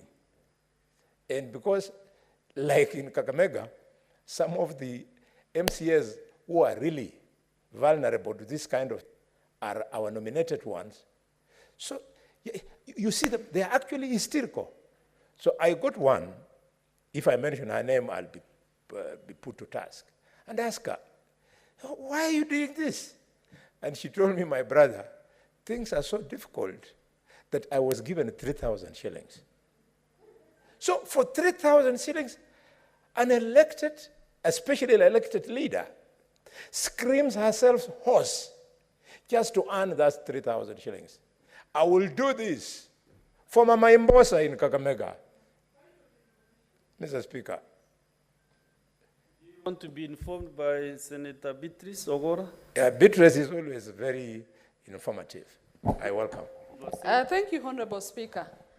I just needed to inform the majority whip and my senior that the state of the elected is more worse in the counties because, Honorable Speaker, the elected MCS have a duty to deliver to their wards, to their voters. So they are literally lining up in the offices of the executive, lining up and following up the CECs and actually begging. So if the nominated senators are blowing vuvuzela, the elected leaders are worse off. That is just the information that I was giving you. And just to build up onto what you are saying, the majority whip. I thank you for that information. I thought it was happening only in Vihiga and Kakamega. Now there you go. It is happening in Homa Bay. Mr. Speaker, I'm congratulating you and vowing on this floor for the sake of the devolution family and as a champion of devolution that I am doing this so as to help Mama Imbosa, nominated MCA. When she told me it was 3,000, I felt so sorry. I knew they are truly suffering. I'm doing this for my cousin, MCA elected, Cyrus Moyeya. I feel so sorry when I see him. I'm doing this for Agedis Liai, my MCA in Idaho Central, Mr. Speaker. The guy is a huge guy who weighs around 150, 200 kilos, Mr. Speaker. Sorry, Senator Boni Karwale, must you describe or mention their names in this floor? Mr. Speaker, unless... And also describe their physical appearance. Mr. Speaker, I'm guided. No, you should not go Mr. Speaker, I am guided, but this is so serious because they are doing this at the expense of oversight to the extent that today as I speak, there is no single contractor on site anywhere in the expansive Kakamega County, all the way from Matungu to Likuyani, a distance of over 200 kilometers. There is no contractor on site. Mr. Speaker, I'm doing it for the sake of my contractor from Mumias, who last week got a stroke because of pending bills. If only we had a strong county assembly, the pending bills would be being interrogated in the county assemblies. They would not be waiting to come to pick and pack here in the Senate. Let's take this law very seriously so that governors can stop being little kings. Some have started even moving to want to become kingpins. Mr. Speaker, I congratulate you, and I just wanted to inform you that I have an idea why the voice of Senator Mofire has changed. Mr. Speaker, it is deeper, it is louder, it is authoritative. I didn't know that these things can happen by rapping on or osmosis. Where is Mofire? He has left. And Mr. Speaker, by extension, the one of Thangwa has become thinner and frail. I'll talk to them, they tell me why these contracts. Thank you, Mr. Speaker. Senator Oburu Odinga.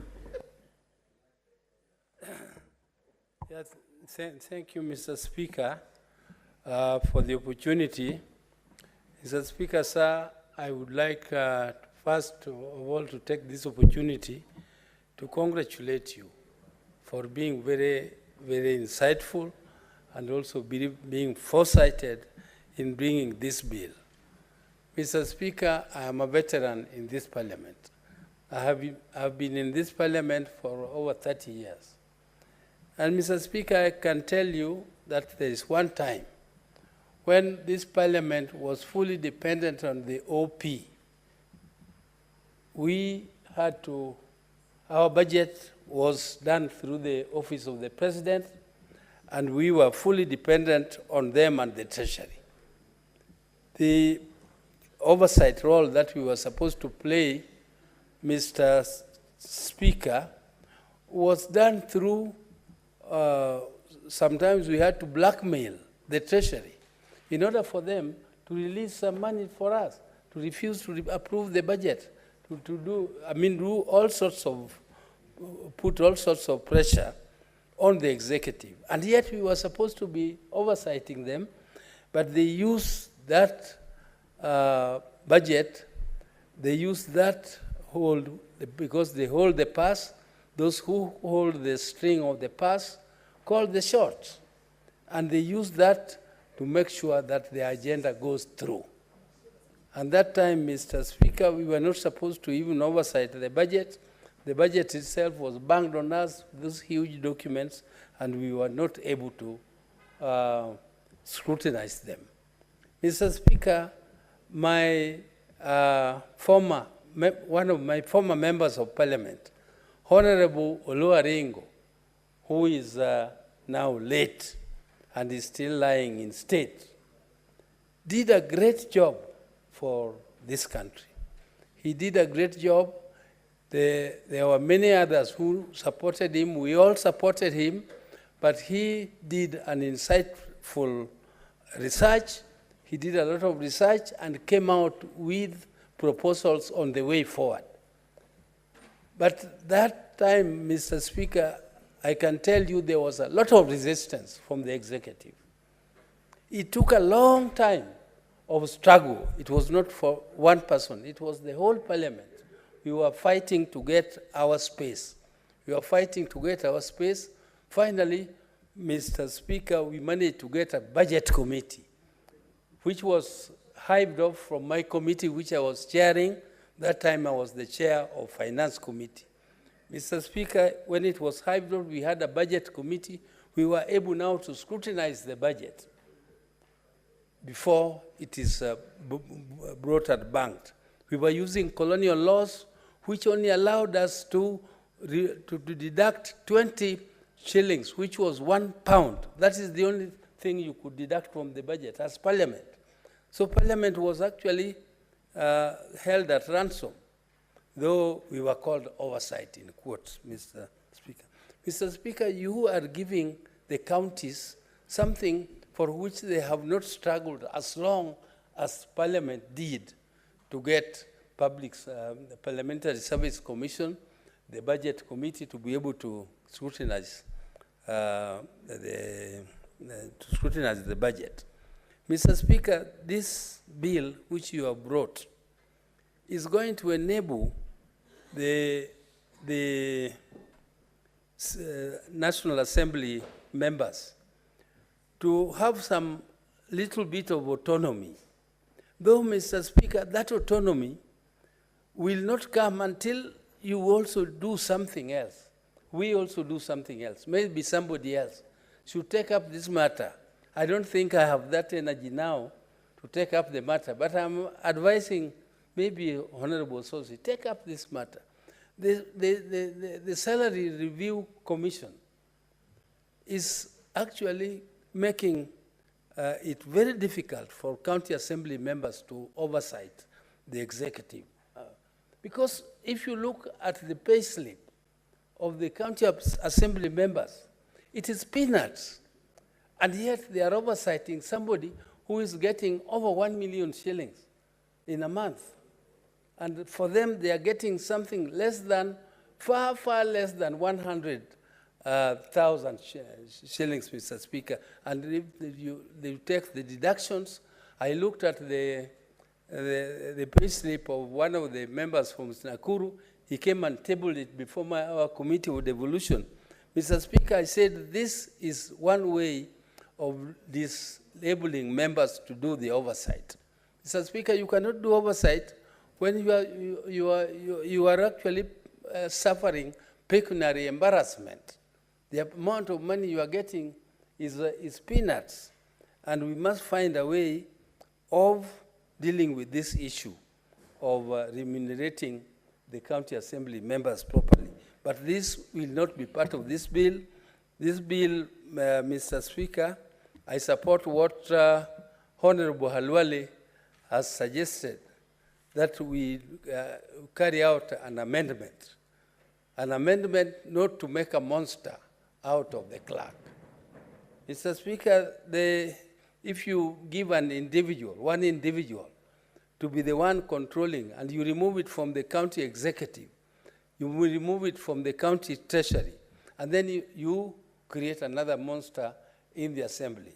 It will not do good to the county assembly members whom we are targeting to empower so that they can properly oversight the executive. So, Mr. Speaker, sir, I hope you are going to consider that proposal by Honorable Halwale. And I just stood up, Mr. Speaker, to support what you are doing, and it is a great job. It is following some history, and I hope that this is one of the cornerstones of our role of strengthening devolution, and we are going to do more. I saw a committee of this House negotiating in a joint with the National Assembly on the funds. Mr. Speaker, that kind of negotiation which is going on is portraying that this assembly, this Senate, is actually very serious on strengthening devolution, because we cannot oversight the county executives if they don't get proper allocation of money. We must first make sure that money goes there, and then we follow it to see that it is properly implemented in the service of our people. So, Mr. Speaker, thank you for the opportunity, and I fully support this bill with the amendments. Thank you, Mr. Speaker. Thank you. Next is Senator Dulo Fatuma. Thank you, Mr. Speaker.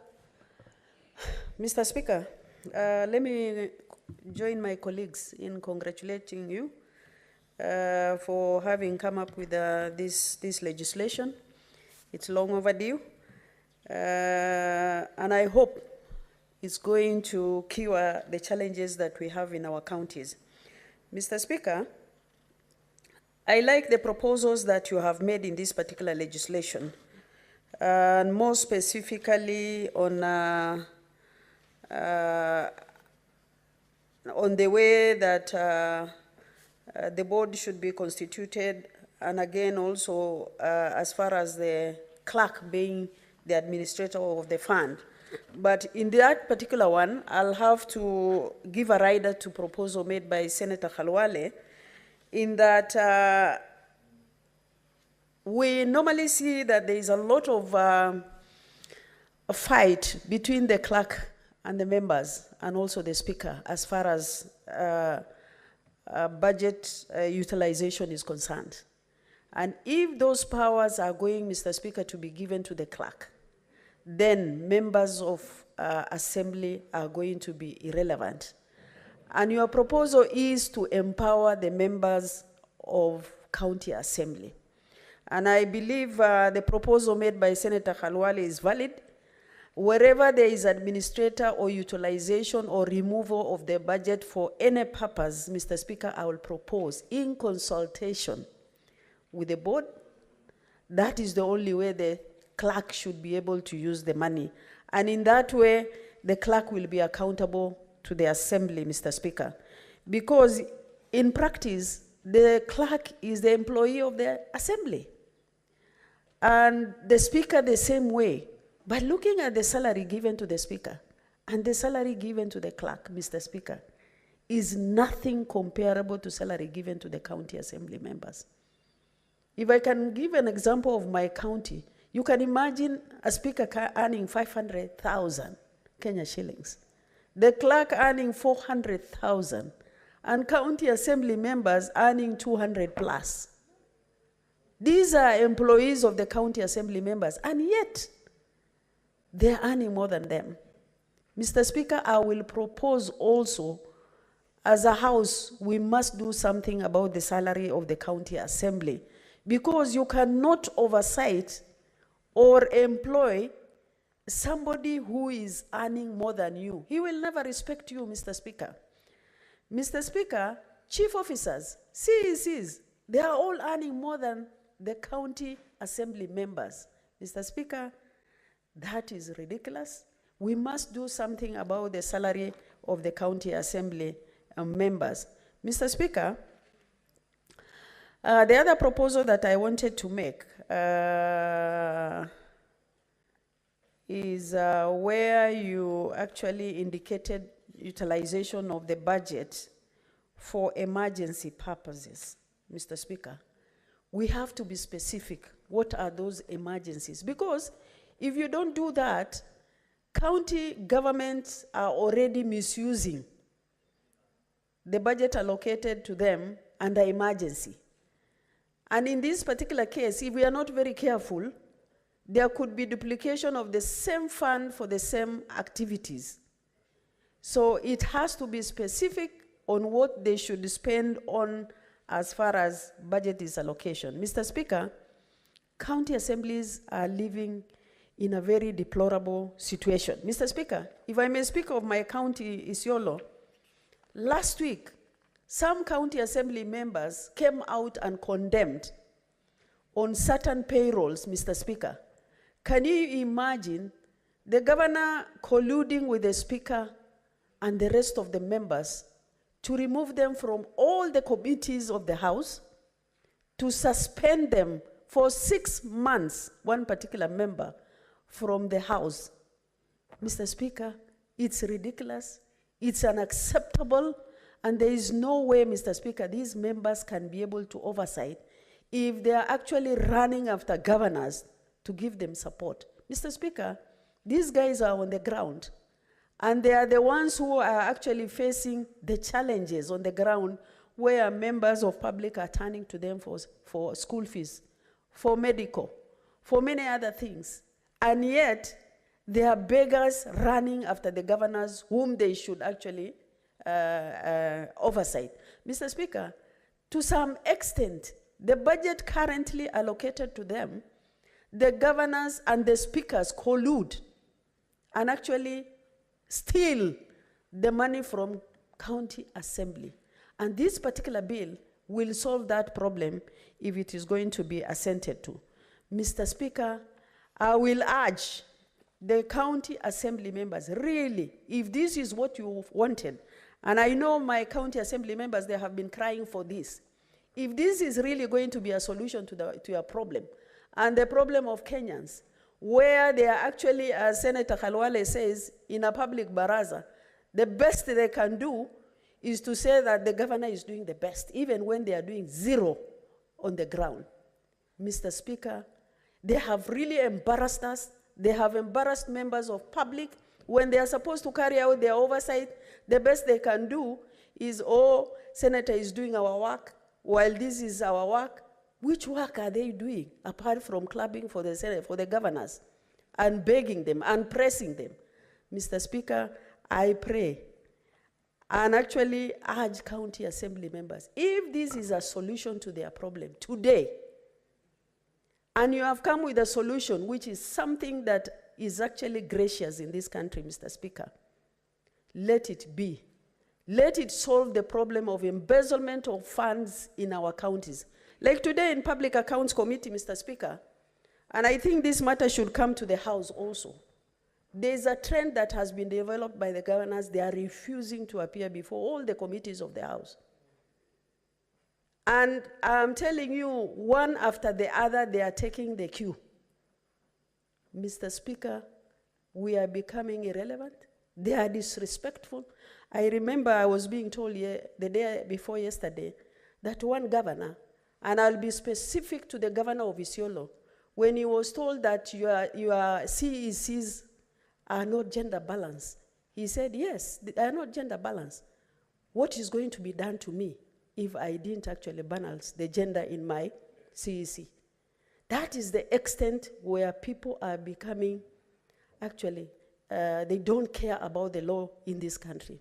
Mr. Speaker, this House must wake up. We must have a solution to the challenges we face in our counties. They are actually disregarding the laws provided in this country. And I think the law is there actually to regulate.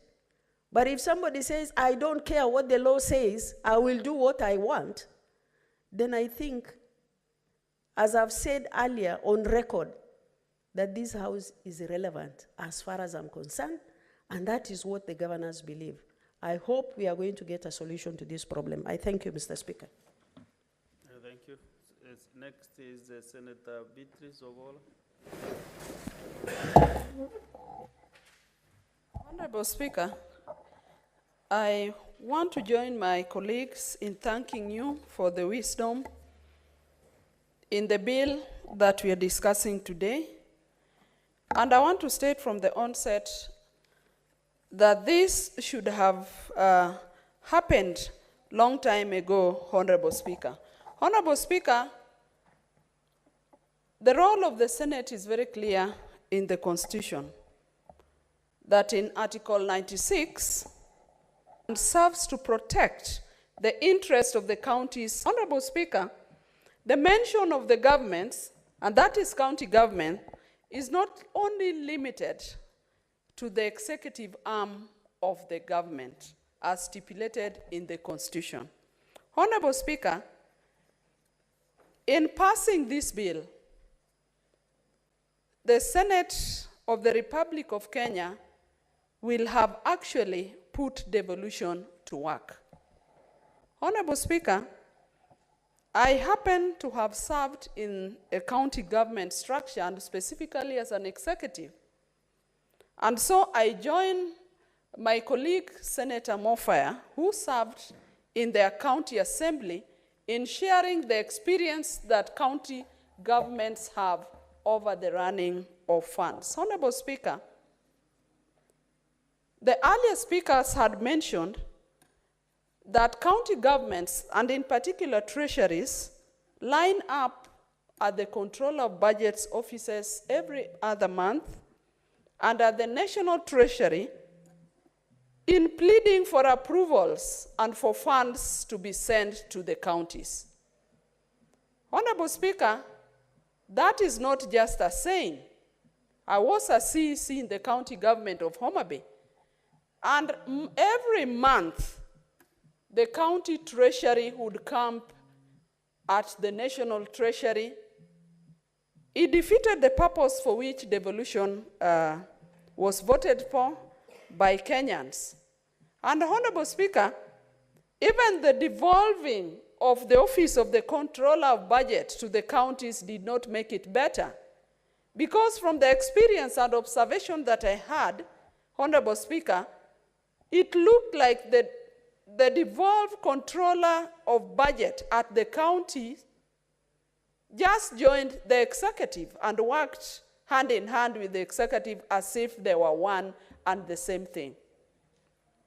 So, Honorable Speaker, we have all along, as the devolution family, sympathized with the county assemblies over this republic, that each month when the county treasury had received funds, then now it was the time of the Speaker, of the Clerk of the County Assembly, and the Budget Share Committee to now line up at the county treasuries. Because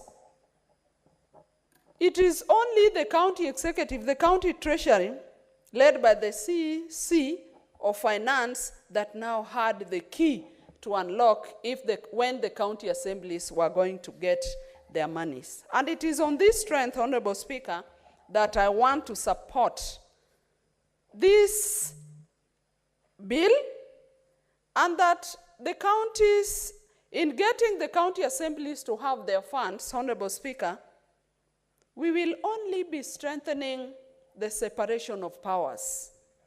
That the county assemblies oversight the executive, the county assembly does a representation role of their wards, and the county assemblies also do legislation. But Honorable Speaker, how then can they accomplish these constitutional functions if they are not having their monies and are not in control of their monies, Honorable Speaker? Honorable Speaker, even at the budget time in the counties, the county assemblies are on the receiving end. They have to negotiate with the executive on how much they can be given. They have to negotiate with the executive, and it is as if the county assemblies only accept what they are given by the executive.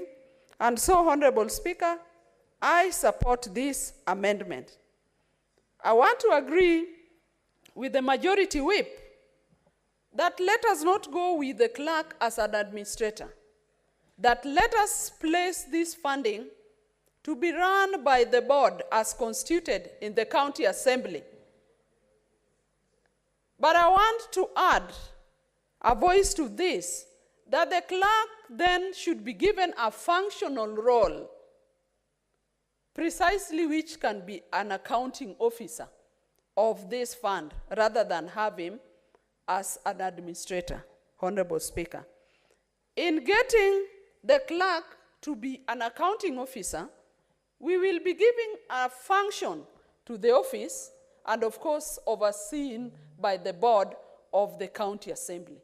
So the board will have a macro role in the running of the funds, but functionally, the clerk will be an accounting officer that is answerable to the board of the county assembly, Honorable Speaker. And so, Honorable Speaker, this accounting officer can then go ahead to perform all the functions that you've laid down, that includes even ensuring that the fund is not overdrawn. Honorable Speaker, earlier here there was a discussion of the controller of budget. The question I keep on asking myself, that I asked myself then when I was working at the county government, and I keep on asking myself today, even as a senator, is that why did the controller of budget devolve the office of the controller of some of his functions? And then the counties now have an officer called the county controller of budget. Why then do officers of the county still have to travel to Nairobi to get the same approvals? If the controller of budget officer at the county has approved, and he duly works on a day-to-day with the county treasuries and oversees the running of funds in the sectors of the county, why then do we still have the CEC Finance, or the Chief Officer of Finance, or the county accountant camping at the National Treasury or at the Office of Controller of Budget? Honorable Speaker, I support this bill. Some of the laudable clauses we have is that the county assembly, in having gotten those funds, will make financial reports to be submitted to the Commissioner of Revenue Allocation. And of course, you have stated that it should be copied to the Controller of Budget. I support this because these are good practices in good governance. that they will be making reports, and they will be copying the controller of budget. This then means that the initial requests that the county assemblies made can be compared by these constitutional commissions to ensure that the guidelines are being followed. I also support that the clerk, who should then be an accounting officer, may authorize a staff to incur expenses, of course, following the guidelines as stated in the bill. Honorable Speaker, the county assemblies, as any other government, have structures. They have a finance officer, they have an accountant, county assembly accountant, and so it is well that the accounting officer may authorize some of those officers to incur expenses.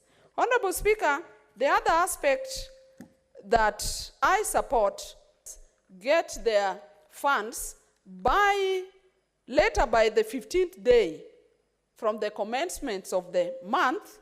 You have rightfully put that the county treasury shall in the same way also disburse the funds to the county assembly fund. Honorable Speaker, if this is adhered to, the county assemblies will run with efficiency and they will be more effective. Because often, more times, Honorable Speaker, the activities are disrupted because of lack of funds.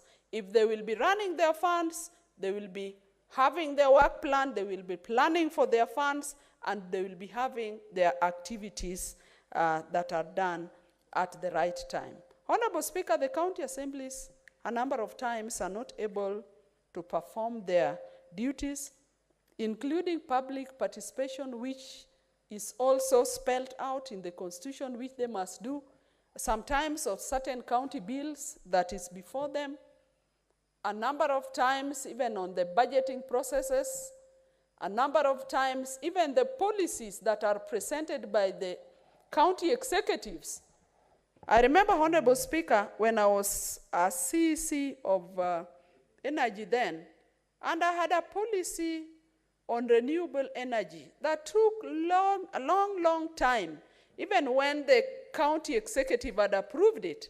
And basically because the county assembly had no funds to run their public participation. Honorable Speaker, it meant that my committee then looked up to me as the CEC to fund their public participation. And Honorable Speaker, those are the kind of issues this bill is trying to address, that the committees of the assembly would be autonomous, the committees of the assembly would be independent, and it is until then, Honorable Speaker, that the work of the county assemblies will be beneficial to our people. I also realize, Honorable Speaker, that the controller of budget, it spills out in the bill that the controller of budget will have access to the bank accounts of the county assembly if their funding is independently set aside. And this will not be limited to the county assembly only, but to the county executive and any other county entity that will be running any funds. Honorable Speaker, I support this because this is only helping to ensure that there will be efficiency at the county assemblies. Honorable Speaker, the main thing that we need to ensure by ensuring that the county assemblies have their money is autonomy and independence, Honorable Speaker. I wonder if today, if our funding, even in Parliament, would be controlled from elsewhere, would we be able to run our calendars? Would we be able to accomplish what we are doing as Parliament that the people expect us to represent them? This is the kind of mess and the kind of limits that the county assemblies have had. By passing this bill, Honorable Speaker, the Senate will have entrenched devolution. The county assemblies will stand out. I probably think, Honorable Speaker, that the lack of this bill has necessitated the county assemblies to behave and to operate as if they are an appendage of the county executive. Because how else would they operate, Honorable Speaker? My colleagues have stated and used even undesirable terms, Honorable Speaker, some of them very moralizing to entities like county assemblies, when we see as parliament that county assemblies now are reduced to beggars, that they have to beg from somebody. Honorable Speaker, if you have to beg to somebody, they give you the terms. And so, let us pass this bill, Honorable Speaker, and let us ensure that county assemblies run as envisaged in the Constitution. Honorable Speaker, as I support, I also want to add my voice to the issue of salaries of the members of the county assemblies. Honorable Speaker, we all go and we appreciate, even elected senators here are always at their counties. But Honorable Speaker, let us bear with the situation of the MCAs, that they are closer to the people, they are always with the voters. So Honorable Speaker, if you give them the kind of salaries, and I want to state in this House, that was a push that was made by the Salaries and Remuneration Commission. Initially, at the onset of devolution, the salaries were at par. But you have a speaker who is elected by the members of county assembly that has no voting bloc other than the members of the county assembly in the county assembly hall, and you give them twice the salary of elected leaders who have to represent their people and have to be at the wards every other day. Honorable Speaker, that is not an acceptable situation. The members of the county assemblies relate with the voters every other day. Just as we do, Honorable Speaker, they solve all the problems from the social to economic and all kinds of problems that our people have in the wards. The Salaries and Remuneration Commission must reconsider what salaries and benefits that members of the county assemblies are entitled to. And Honorable Speaker, let us also think about the ward funds, that we have county assembly MCAs who are elected by the people, but have no funds at their disposal to serve our people. And so, Honorable Speaker, I applaud you. This should have been done like yesterday. I urge members of the Senate that this bill will entrench the role of the Senate as stated in Article 96 of the Constitution. And Honorable Speaker, as I sit down, I would like the governor of Isiolo to take note that the issue of gender balance is a constitutional provision. And it is not at his whims. He might be having powers to shout and chest stamp as he does. But the issue of gender balance is an issue that is constitutional, that was spelled out by the great people of this republic. And he has no option but to adhere to it. And I call on the Senate, let's oversight that governor and let's ensure that the people of Isiolo are served as per the Constitution. Honorable Speaker, I support. Okay, good. Senator Mugeni, Elik.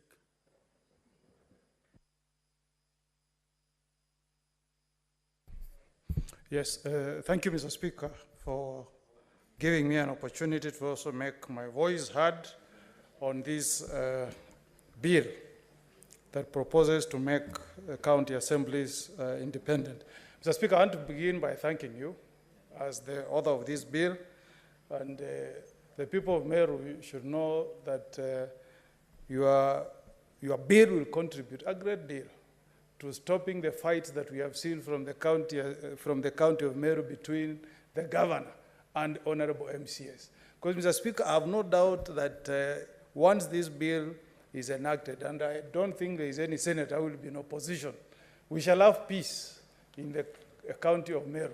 Mr. Mr. Speaker, at times, MCAs don't like to be beggars. And that's what brings friction between members of county assemblies and the office of the Honorable Governor. So we want to thank you. This bill will not just benefit the people of the county of Meru, but it will also benefit all the 47 counties of the Republic.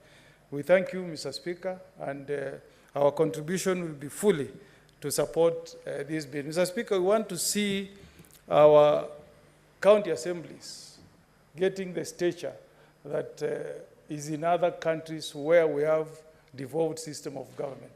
Mr. Speaker, last week, you saw the way the newspapers reported the election of Ulda Momanyi as a member of the state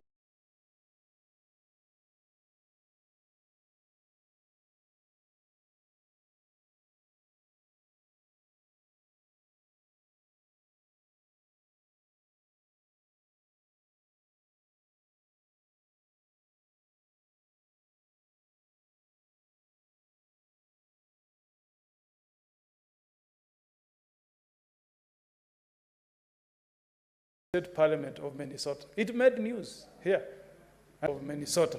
I hope, Mr. Speaker, that our government, this broad-based government, Mr. Speaker, will now build for us Suneka Airport.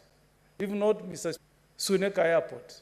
If not, Mr. Speaker, the people of Nyamira are ready and willing to to donate land to the national government to build an airport for us. This lady will rise to become a senator and maybe the first female president of the United States of America, just like Obama did from our neighboring county of Siaya. Senator Galwale, this lady will rise to become a great person in the United States of America. So we congratulate her, Mr. Speaker, and I want to make a special appeal to other Kenyans who have migrated to other nations, those who are in Australia, those who are in the UK, those who are in Canada. They should borrow from the example of this young lady. Go into the political space, seek for elective offices, Mr. Speaker. The political space, seek for elective offices, Mr. Speaker, and they make our country proud. We are going to organize a big homecoming for our daughter, Mr. Speaker. The way Obama was received in Siaya, the people of Nyamira must also receive their daughter in the great county of Nyamira, Mr. Speaker. I invite the senators, when we bring her home, we will slaughter bulls, goats, chicken, matoke will be served in plenty. And before that happens, Mr. Speaker, we shall send a delegation to Minnesota to go and congratulate our daughter who has done us proud. I hope next time we'll be celebrating a daughter from our neighboring county of Kericho or the great county of Kakamega, Mr. Speaker. That's how we want it to be. We want Kenyans out there to shine. So this bill, Mr. Speaker, is something that is dear to many of us. Mr. Speaker, 2 weeks ago, you saw the kind of chaos that we had in the county of Nyamira, Mr. Speaker, where the members of county assembly were trying, or they tried to impeach their speaker. That didn't work. And the house of an honorable MCA from Bomagwamu ward was set on fire, Mr. Speaker. It was set on fire. A guard, a watchman, guarding the premises of the county assembly of Nyamira was attacked, beaten, torched. I mean, the people who attacked him tossed him with paraffin, and he has been nursing injuries at the Nyamira Referral Hospital. Because of this idea of a governor who wants to have members of county assembly to be at his mercy, Mr. Speaker. That's not what devolution was meant to do, Mr. Speaker. Let's borrow the structure that we have. Mr. Speaker, our Parliamentary Service Commission is detached from the executive. We don't go begging from the executive, Mr. Speaker.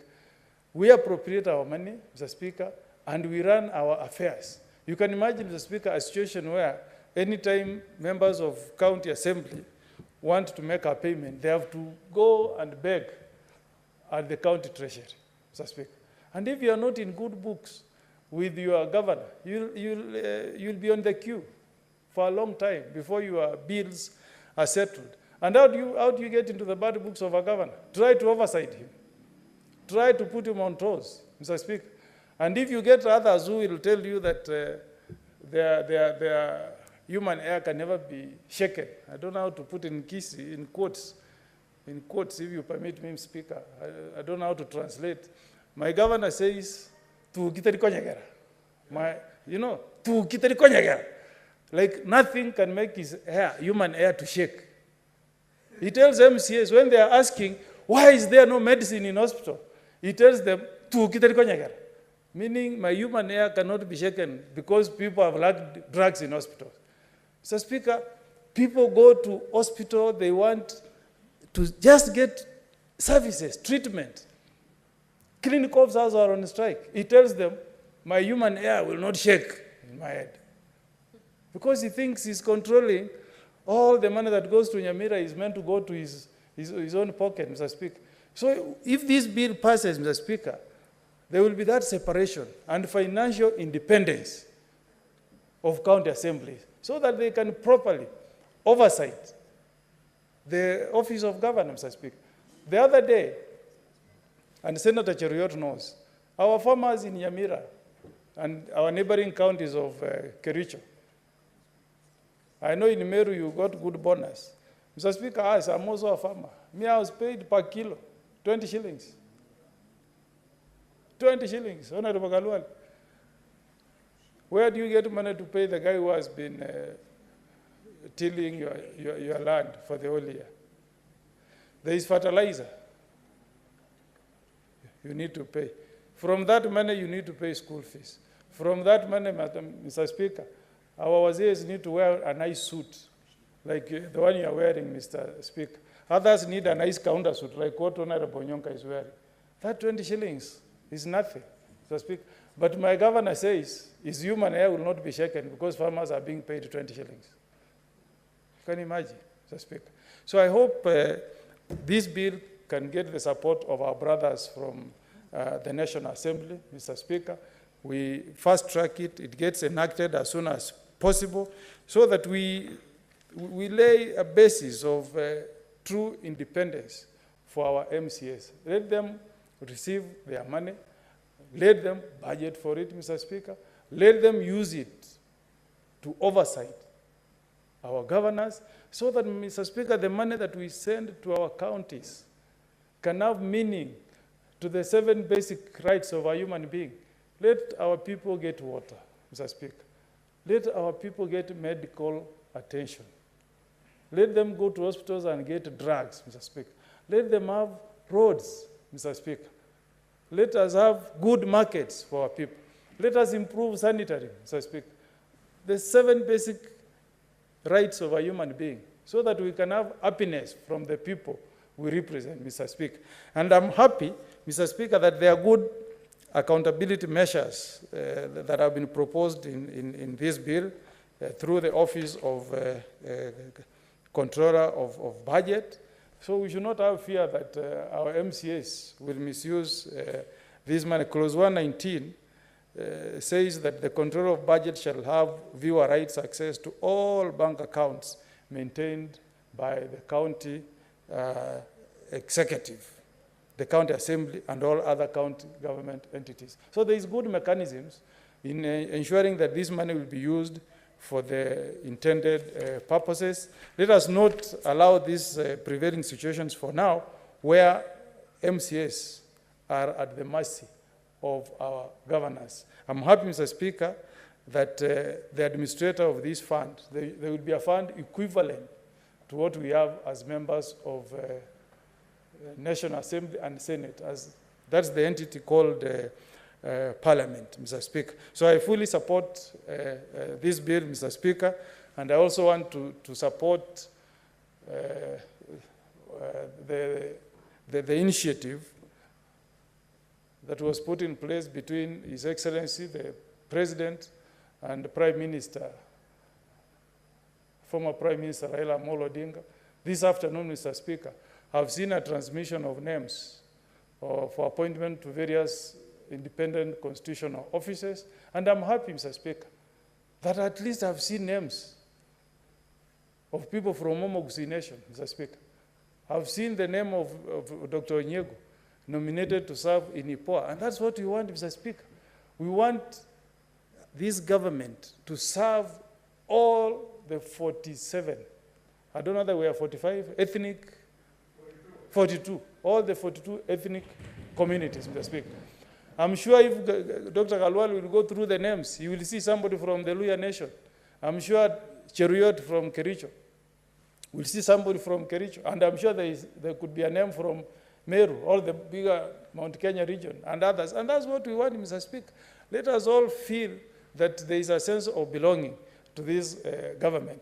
And I'm appealing to His Excellency the President, now that we have promoted Honorable Professor Kindiki to be our deputy president, and there are those 2 vacancies for CS. With the performance of Hulda Momanyi in the USA, Minnesota, Mr. Speaker, the county of Nyamira should also be considered, Mr. Speaker, for a position of CS, Mr. Speaker. As we speak now, imagine, I don't have a PS from the county of Nyamira, Mr. Speaker. I don't have a CS. Let us appreciate, Mr. Speaker, that the people of Nyamira have demonstrated that they have talent to serve, not just in Kenya, but they can even serve in America, Mr. Speaker. So we are appealing to the President, Mr. Speaker, not to forget the people of Nyamira, Mr. Speaker. We have even produced renowned runners, Mr. Speaker, from the county of Nyamira. So we are pleading with His Excellency to continue this spirit of having a broad-based government, so that when he's picking his next set of cabinet secretaries, he can also remember the great people of the county of Nyamira. With those remarks, Mr. Speaker, I support. Okay. Last but not the least, Senator Onyonka Richard.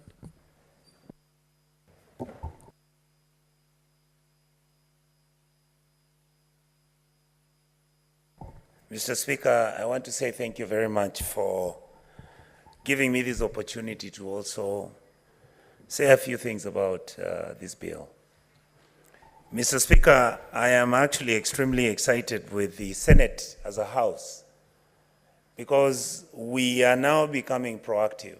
Many of us have been raising the issues and discussing why the county governments and indeed the county assemblies look like they are all operating in a dysfunctional manner that is deliberately skewed to make sure that members of the county assembly do not get a working environment that is comfortable for them, that is going to be responsive to the needs of the public, whereby even sometimes their salaries are actually delayed, Mr. Speaker, and not because the money has not been released by the exchequer, no. It is because you find that the governor, once the members of the county assembly are beginning to plod and investigate some of the things which many of our governors are doing pertaining to financial mismanagement or management, Mr. Speaker, the scenario you have is that the governors sometimes have ended up being punitive, where they actually sometimes don't release the salaries of many of these members of the county assembly, where they have even sometimes delayed the release of funds which the government has issued for these members of the county assembly to even buy cars and even get mortgages for themselves. So this bill is good. It is going to cure one of the issues that we've been struggling with as a House. And I'm very proud of you, Mr. Speaker, just like my colleagues have said, that it's a bill which is thought out. The only aspect that I saw is when Honorable Sosi raised the same issue that I was going to raise, and that is that we do not necessarily need the controller budget to give the permission for the money to be transferred into the new account that is going to be set up within the county. Somebody to leave Kisii to help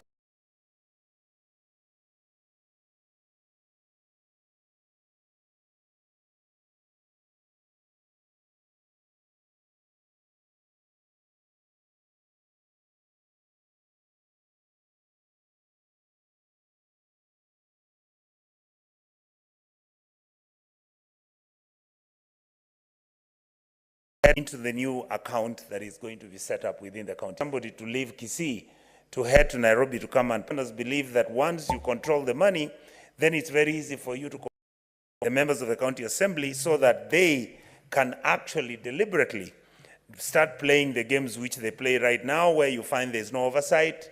The governor walks around with members of the county assembly singing and saying how he's doing a wonderful job, and yet you find there are no medicines, there is no running water, the roads which are being done are done poorly.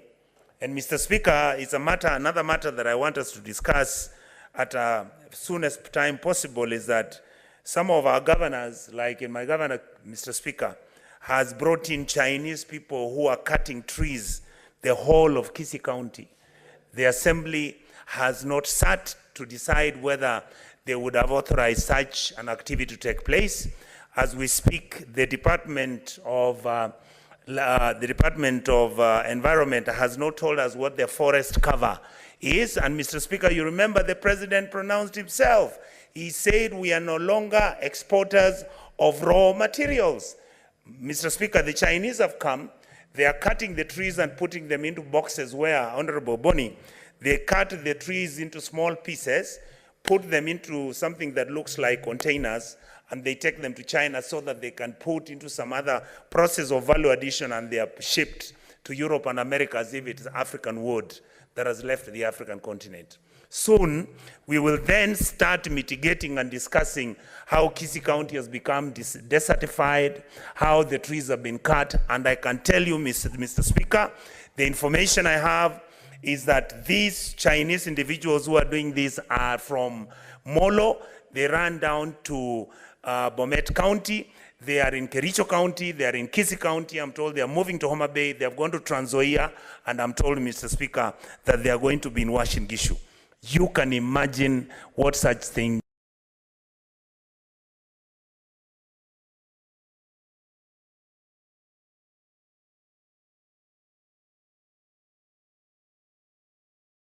mean to our country. So, Mr. Speaker, I hope that this House will be engaged so that we can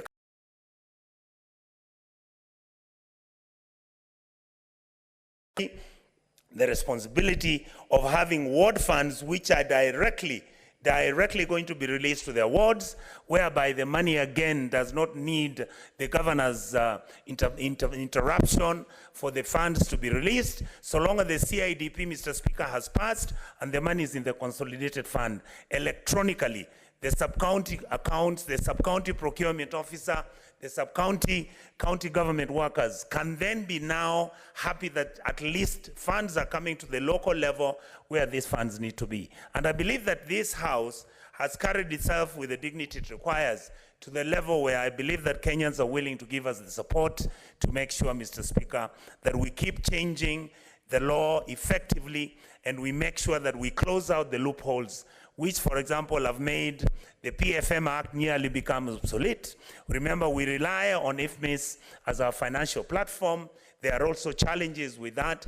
We are having a shortfall of our exchequer releases from the Treasury. We need to sort out that issue because, Mr. Speaker, we should not have many of our county governments. If the funds are not released from the Treasury, can't we ask what are we supposed to do about it? With those few remarks, Mr. Speaker, I want to say thank you very much. I support this bill, and I think it will go a long way to cure what many of us have been asking is cured. Thank you, Mr. Speaker. At this juncture, I will call the mover to reply. There is no other senator interested to debate on this bill. The majority leader.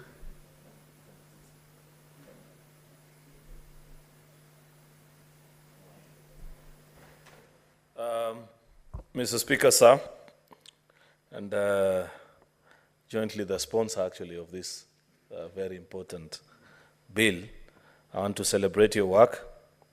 I did this only because I felt the need to actually assist you, having done the heavier task of coming together with a bill, of just doing the initial moving of the House to debate In the record, 28 senators have spoken. Majority Leader, you did not do anything wrong. I know you are also very passionate. Yeah. We were passionate on this bill. Thank you. And therefore, I can also decide to call you a co-sponsor if you talk to me nicely. Thank you. So that the bill can also bear your name. Mr. Speaker, in my moving notes, you're not here.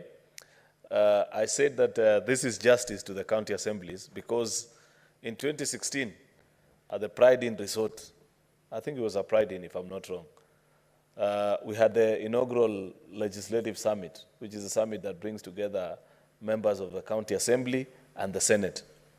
Part of the takeaways from that summit, Senator Onyonka, is that we are going to do this for our county assemblies. It has taken us a freaking 8 years to do this for them. It's completely unfair. I really hope that we can conclude on this, preferably tomorrow. I didn't see any of the whips of the minority side, but I see Senator Alwale is here. I'm sure they have their own caucus of whips of the Senate. If they can rally numbers so that tomorrow afternoon we put this to a vote alongside other bills, Mr. Speaker, so that we can conclude on this, put together the amendments that are needed, Mr. Speaker, and before we break on recess, have the National Assembly begin considering this bill so that at least if there's any chance, Mr. Speaker, that our colleagues in the National Assembly can equally be pushed, and I will personally take the initiative to prioritize on this bill, Mr. Speaker, it will be extremely important so that at the very worst, this be the last financial year, Mr. Speaker, that members of our county assembly have to withstand this very embarrassing scenario that has been described here. This is not the devolution that the late Dr. Crispino Odhiambo Mbai envisioned for this country, Mr. Speaker. I'm sure when they sat down as a technical committee that worked on the chapter of devolution in our constitution, Mr. Speaker, they expected better. This is not what they expected of our county assemblies. I know there is a lot more even that they didn't expect on the executive side. While we fix the executive, Mr. Speaker, we must also aid our county assemblies to perform their duties without any hindrance, Mr. Speaker. And therefore, I want to thank you. I thank all the 28 senators that have spoken to this bill, Mr. Speaker, and believe that their contribution has not been in vain. When all is said and done, Mr. Speaker, we will all look back with pride and say, when we write our exit report of the 13th Parliament, as a members of the 4th Senate, Mr. Speaker, we will proudly put this and say this is one of the hallmarks of our legislative work, Mr. Speaker. And I believe when we resume, I don't know why we haven't had any so far, our legislative conferences with our members of our county assembly, we will be proud of this job that we'll have done by then. I therefore thank you, Mr. Speaker, and thank all the colleagues that have spoken to this, and appreciate. With those very many remarks, Mr. Speaker, I beg to reply. Finally, Mr. Speaker, in accordance with Standing Order number 66.3, I beg to request that the putting of a question be deferred until a later date. I thank you, Mr. Speaker. Thank you, Majority Leader. So now we go to the next order. Clerk. Yes. The question will be, we are deferring the putting of the question on this bill, maybe possibly until tomorrow. Next order. Order number 11, the Environment Laws Amendment Bill, Senate Bills number 23 of 2024, second reading, resumption of debate.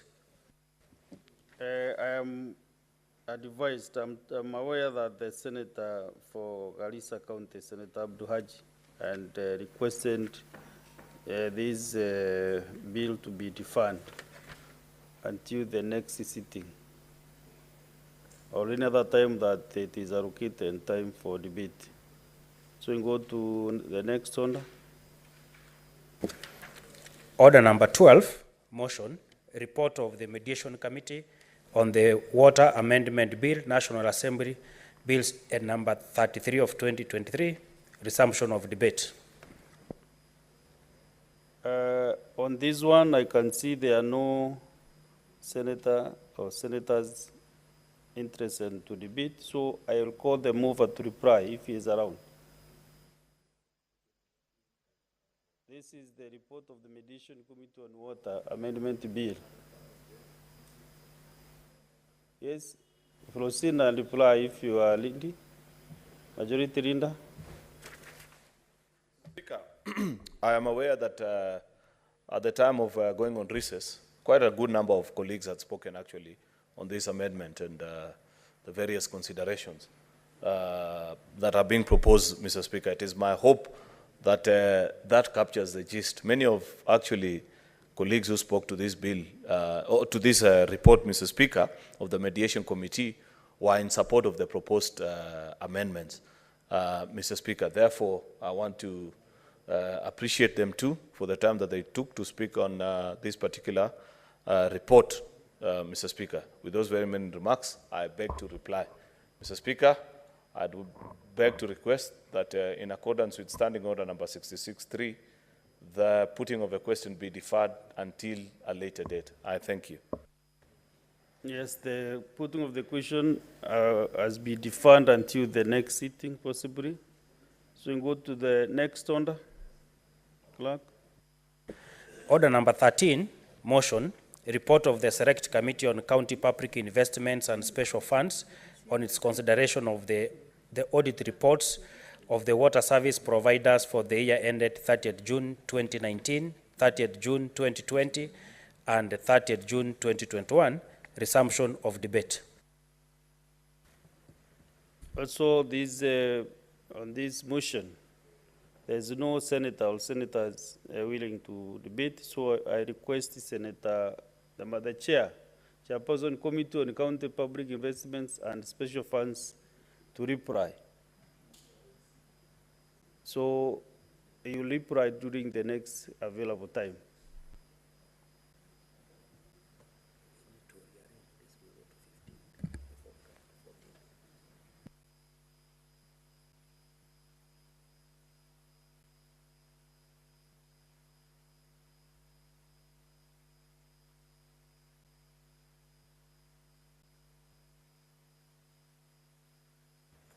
Therefore, honorable senators, using Standing Order 45.2, we defer order number 14, and then we go to the order number 15.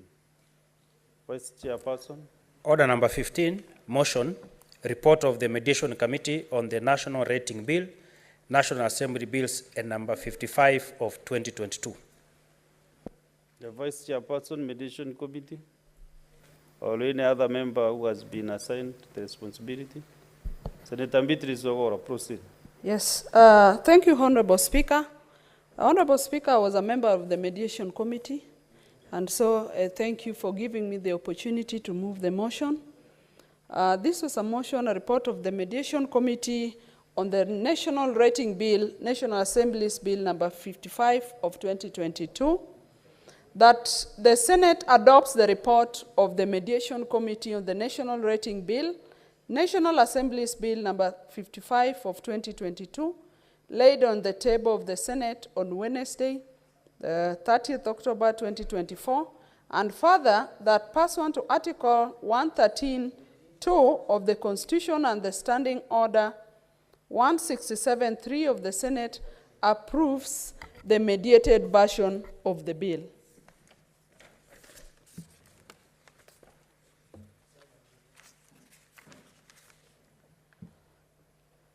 Can say something on the bill because you are a member, because you know the content of the bill. Yeah, Honorable Speaker, the Mediation Committee, as I said in my opening remarks, Honorable Speaker, the report contains the Mediation Committee on the National Rating Bill. Honorable Speaker, the committee held 4 meetings to consider the clauses of the bill that were under mediation. And Honorable Speaker, we arrived at a mediated version of the bill. As I move this motion, I want to also applaud the objectivity that was observed in our meetings to the office of the Speaker, the speakers and clerks of both houses of Parliament for the logistical and technical support that was accorded in the execution of its mandate. I want to express my appreciation to members of the committee as constituted by the two speakers, the Speaker of the National Assembly and the Honorable Speaker, their sacrifice, the endurance, the commitment to the assignment that we had, which enabled the committee, Honorable Speaker, to complete this task within the stipulated time. Honorable Speaker, the mandate of the committee is stated, we derived the mandate from the provisions of the article, as I've stated. We had, as I said, 4 committee meetings to deliberate on the National Rating Bill. And during the first meeting, as is procedural, Honorable Speaker, the committee elected the Honorable Joash Nyamache Nyamoko, HSC MP, as the chair, and then we also elected Senator John Methu Mihia, the current chair of the Lands Committee, to be the vice chairperson, respectively pursuant to Standing Order 166-4 of the Senate Standing Orders and Standing Orders 149 of the National Assembly Standing Orders. Honorable Speaker, I present to the House the clauses that were under mediation. The following clauses of the National Rating Bill, National Assembly Bill 55 of 2022, were considered by the Mediation Committee. The Senate Amendment Clause 2. Honorable Speaker, the term occupier as inserted means in relation to rateable property, a person who is in physical possession of premises or a person who has control over the premises. Honorable Speaker, to give a short background of this bill is that the issue of valuation has been a challenging area, especially in the county governments, Honorable Speaker, that there have been inconsistencies in counties over how rating is done when valuation for property or valuation for land is done across the counties. That you'd have a property valuated differently, but generally over just the same sphere in another country. For example, a piece of land would be valued at thousands of shillings, while in another country there's a different figure, and yet environmentally there is no difference. And so we had areas that, of course, after the bill went in the Senate, the National Assembly was not in line with us. So on clause 2 and over, the definition of occupier, the Mediation Committee considered the definition. And after deliberation, Honorable Speaker, we resolved not to adopt the proposal that was from the Senate. Honorable Speaker, you know mediation is a give and take. The basis of this was that the clause of the bill already clarified the definition of a rateable owner, Honorable Speaker, making it unnecessary, after our discussion, to provide additional clarification within the definition of an occupier. So, Honorable Speaker, the other contested issue was the valuation role, but this, after deliberation, Honorable Speaker, we adopted the proposal as was submitted by the Senate. On this same clause, the National Assembly was not consistent with the Senate on the definition of the chief government valuer. But after deliberation, Honorable Speaker, what the Senate had proposed took precedent. Because, Honorable Speaker, we felt that in valuation, and in order to have a harmony across the counties, we needed to create an office that is professionally backed up to ensure that all the valuation activities of the counties are harmonized across the country. And that is why we had proposed as a Senate committee that we have the chief government valuer. Finally, the mediation committee agreed with that. The second clause that we considered was clause 12. The mediation committee deliberated and resolved to adopt the proposal as submitted by the Senate by inserting the words the Council of Governors immediately after the words National Land Commission. Honorable Speaker, the Senate committee, following up on the constitutional spirit of consultation,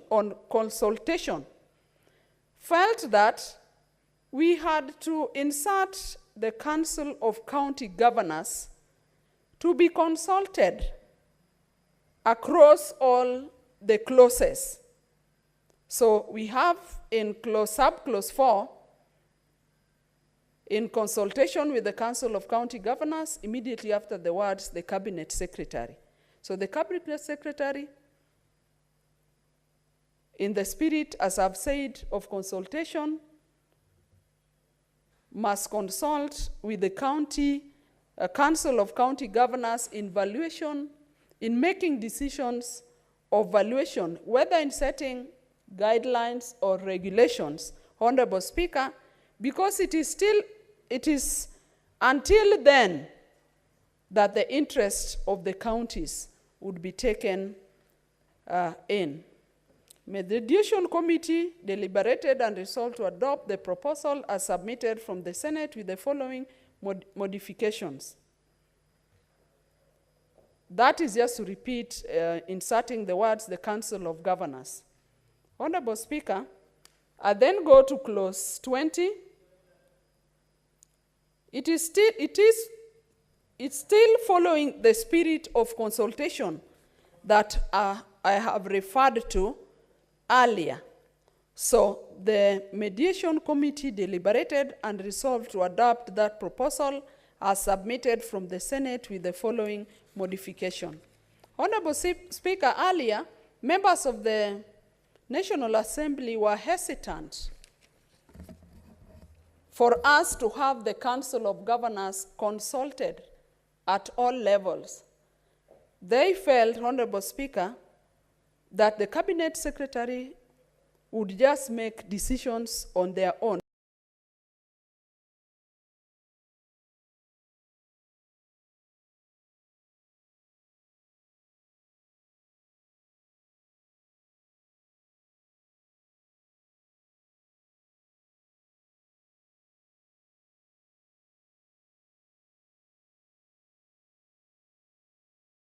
But we felt, as the Senate committee, that we felt that the umbrella body of the Council of Governors would be a rallying point for consultation with our county government.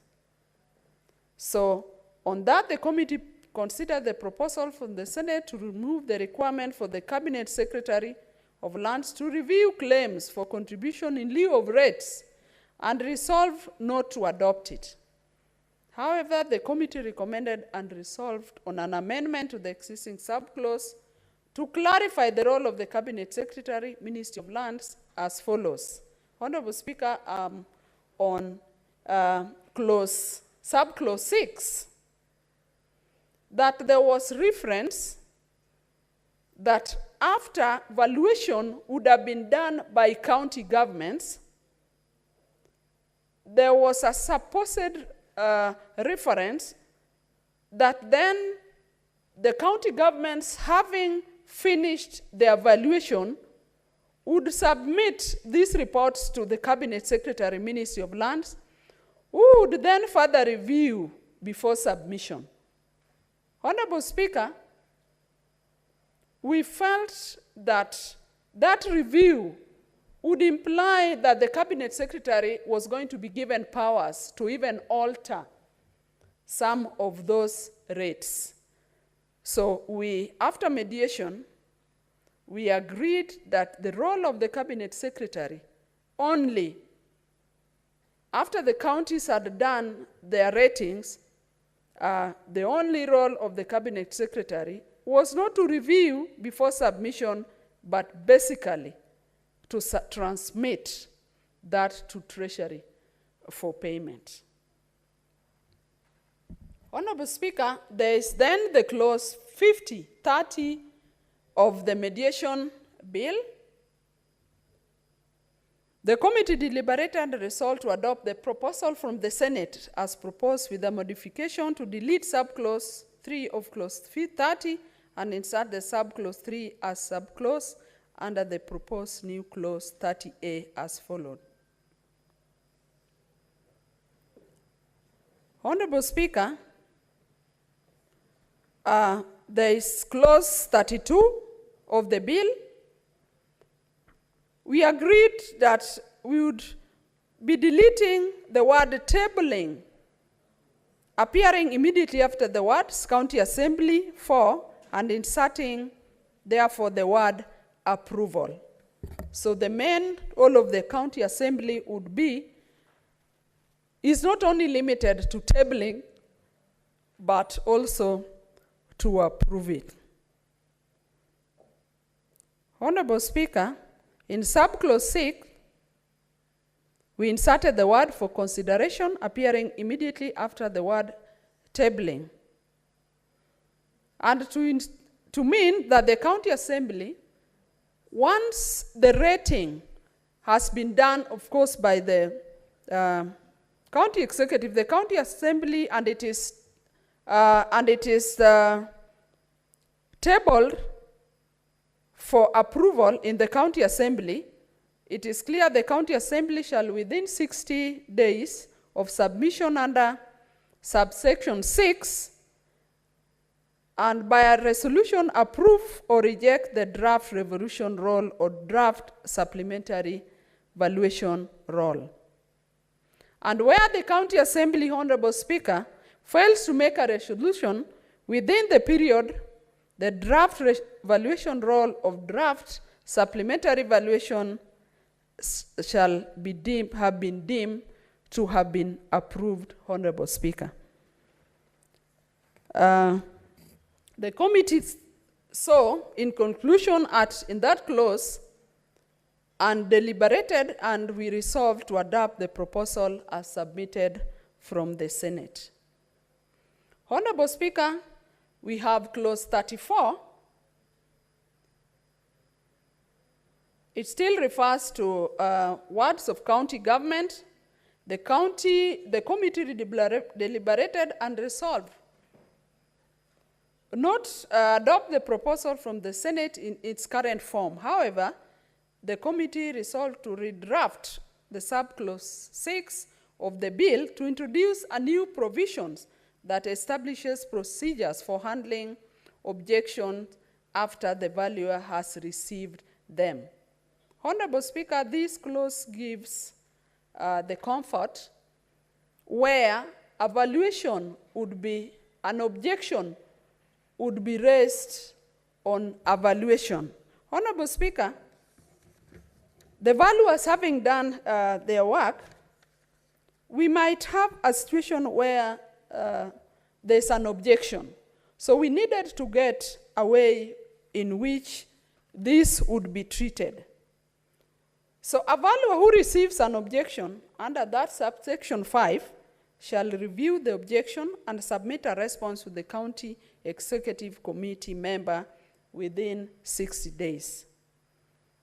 It then spells out that the county executive committee member shall, upon the receipt of that response of the valuer, constitute a county valuation board and submit a response to objection to the county valuation board for determination.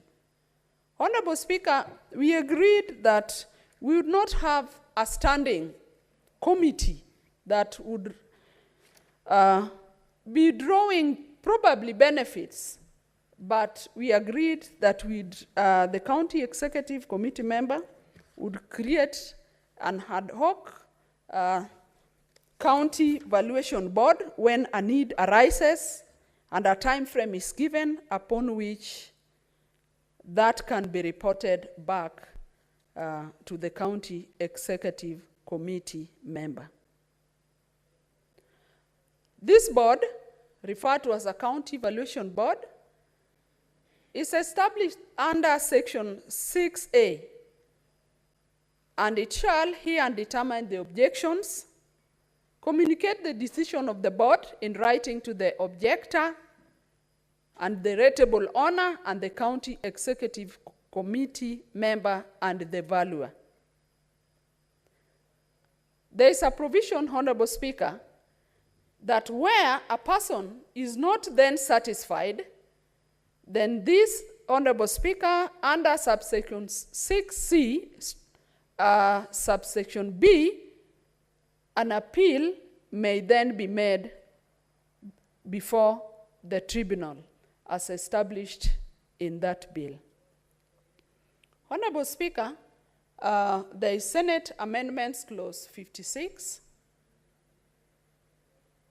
The committee deliberated and resolved to adopt the proposal from the Senate with the following modifications. That subclause 1, by deleting the word may appearing immediately after the words, the Cabinet Secretary shall, in consultation with the Council of Governors. Honorable Speaker, the National Assembly, as I had said earlier, was uncomfortable with the Senate introduction of the consultative spirit with the Cabinet Secretary. But after long deliberations, we agreed as a mediation committee that we would have consultation with the Council of Governors done by the Cabinet Secretary in all areas where the Cabinet Secretary has functions attributed as in the bill. So, Honorable Speaker, the committee deliberated and resolved to adopt the proposal from the Senate as proposed with the following mediation, the following modification. That follows again in subclause 2, and it only emphasizes that spirit of consultation that we have referred to. Honorable Speaker, I bring you to clause 24A, where there's reference of the chief government valuer. The committee deliberated and resolved to adopt the proposal from the Senate as proposed within the following modification.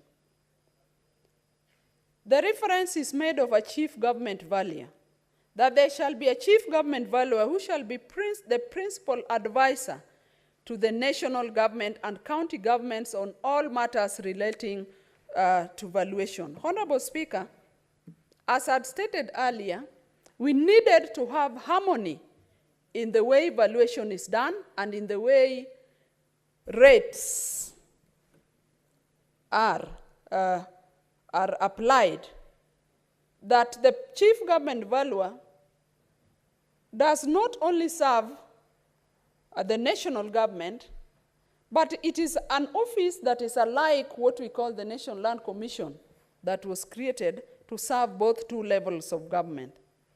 This chief government valuer, Honorable Speaker, we go ahead, that will be appointed by the Public Service Commission through a competitive recruitment process. And we go ahead to actually indicate the qualifications of that chief government valuer. Some of the qualifications, Honorable Speaker, are not only limited to academic qualifications. Of course, the chief government valuer must be a citizen of Kenya, must have a minimum of bachelor's degree from a university recognized in Kenya, either in land economics, real estates, or any other related field. Honorable Speaker, we agreed as a mediation that this is a very high an apex in this profession of evaluation. And so, Honorable Speaker, we indicated not only the years of experience, Honorable Speaker, but these years of experience, I want to convince my colleagues that they come about because of the years spent in the hierarchical growth in this profession. That for you to have been a chief valuer, you must have been a head of department in that, of course, in that skilled area. You must have held some positions, either county positions, other director position. And Honorable Speaker, this is basically just to preserve, to protect this profession, so that these two levels of government are able to get the best Kenyan that will be able to give direction on areas of valuation and areas of rating, so that there'll be harmony across the 47 county governments with the one national government, and so Kenyans will be able to get the right services from this top officer that will be serving both levels of government. We also added that it must be a full member of the Institution of Surveyors of Kenya, chapter on valuation, and in good standing. Honorable Speaker, we have had officers who are at very high levels in this country, but are they in good standing with their professional bodies? We felt as a mediation committee that we need a professional that has good records from their professional bodies.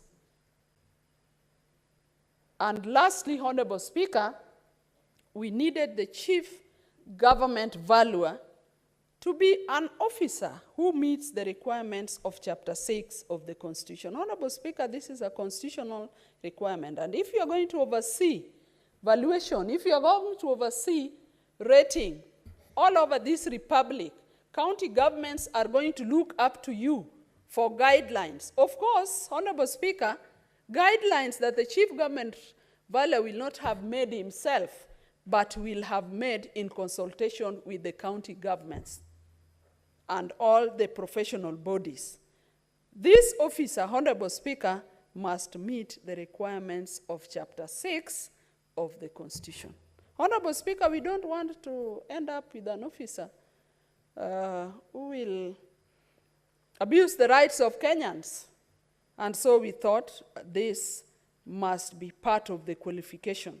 And so in Chapter 24A, they established the office of the Chief Government Valuer, who, as I have said, Honorable Speaker, will be recruited competitively by the Public Service Commission through, as I say, a competitive process. He will be the principal advisor on issues of valuation, on issues of rating. Honorable Speaker, I've indicated in this House that I happen to have worked in the county government of Homa Bay, and my first posting was as a county executive committee member in charge of lands, housing, fiscal planning, and urban development. I dealt with the complex issues initially of the houses that were transferred from the different local authorities.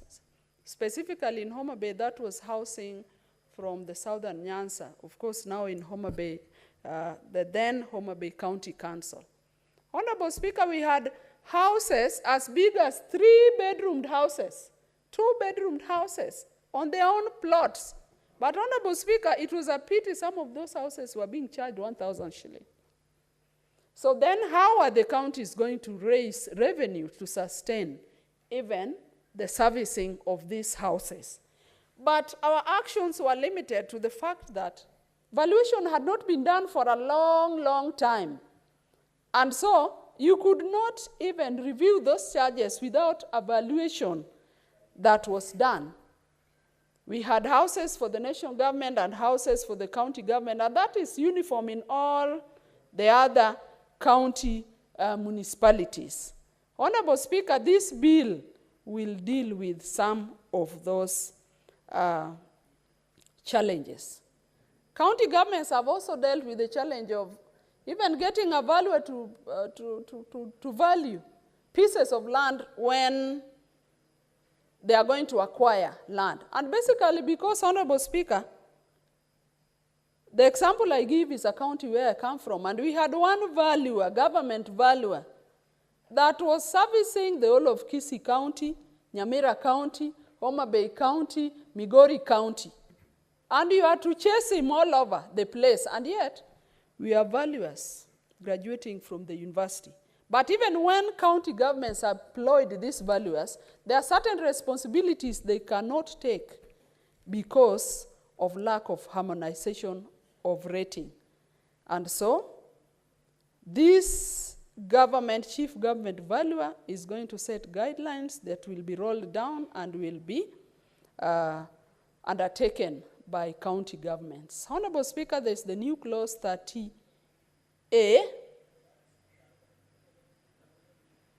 This refers to the supplementary valuation role that the county government shall, in preparing a valuation roll, rely on data or information that was used in the preparation of the valuation roll to assign values to be adopted as the properties contained in the supplementary valuation roll.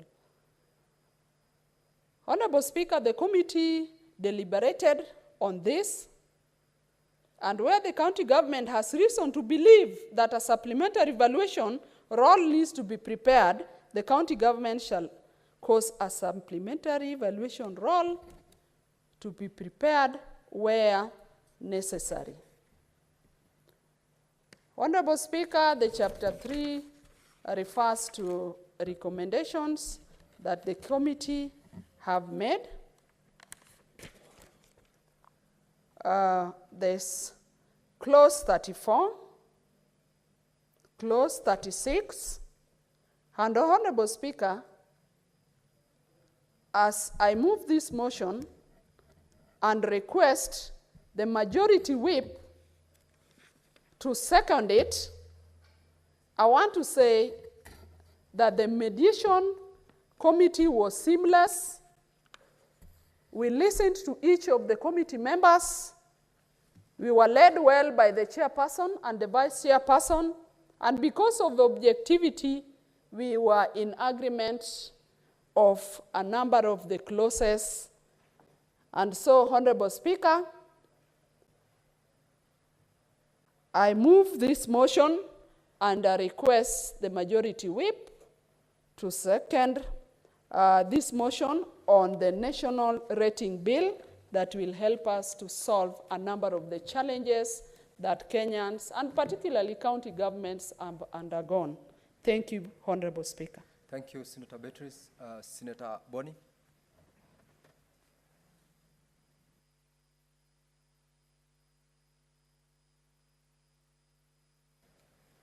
Give Senator Boni the microphone. Not yet, Senator Halwale. Clerk, move to the dispatch.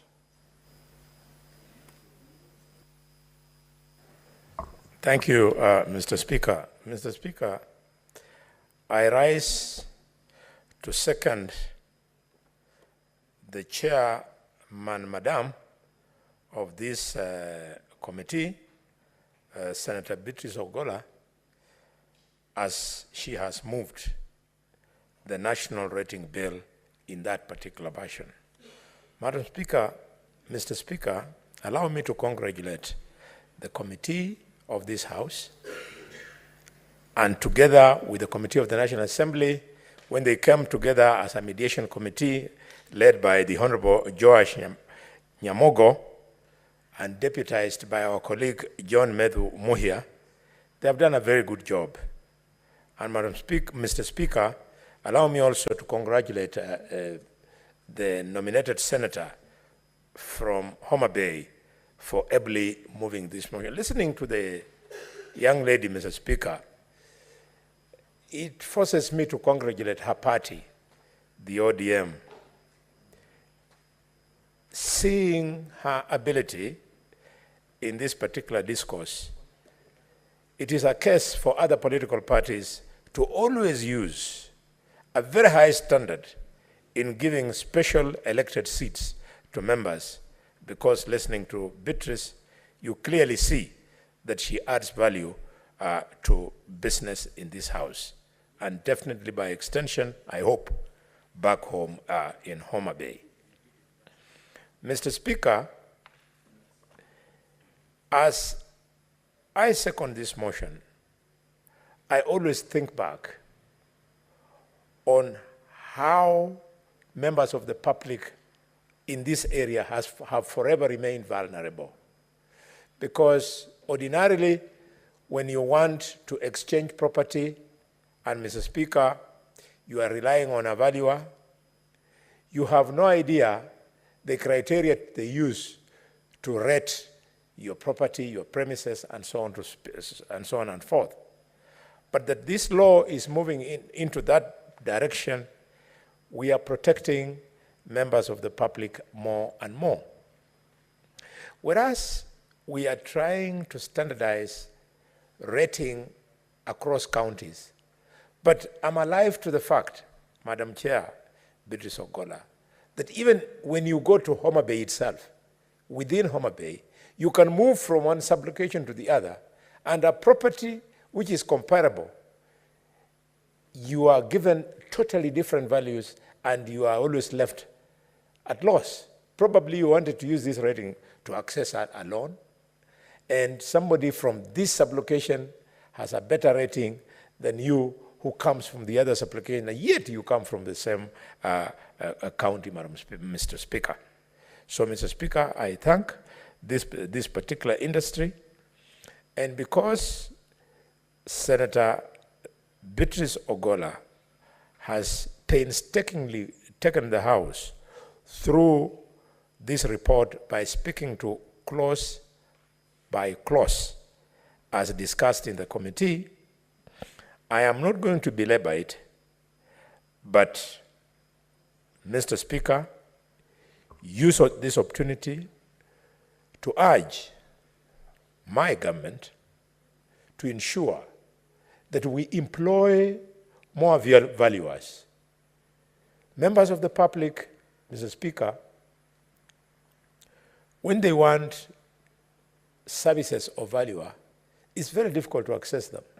A big county like Kakamega, for example, you find that we have to queue for a very long time for Mr. Edwin Odwor, our valuer, and you'll find that the time he was doing it, he'd gone to neighboring Kisumu to also do some work there and so on. So because our university keep on churning out graduates, we should give these young people an opportunity to get employment so that members of the public have access to this critical service. Mr. Speaker, sir, I second.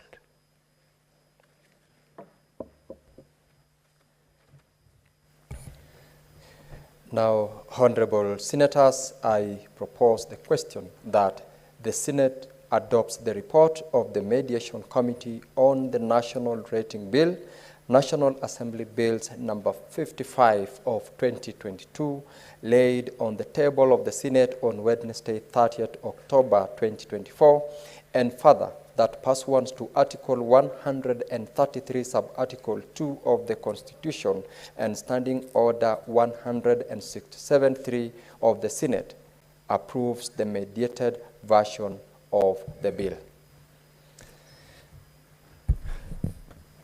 Now, honorable members, I will, for those who are interested in contributing to this particular motion, allow your contributions, and I will start with the Senator for Nandi, Senator Samson Cherargei.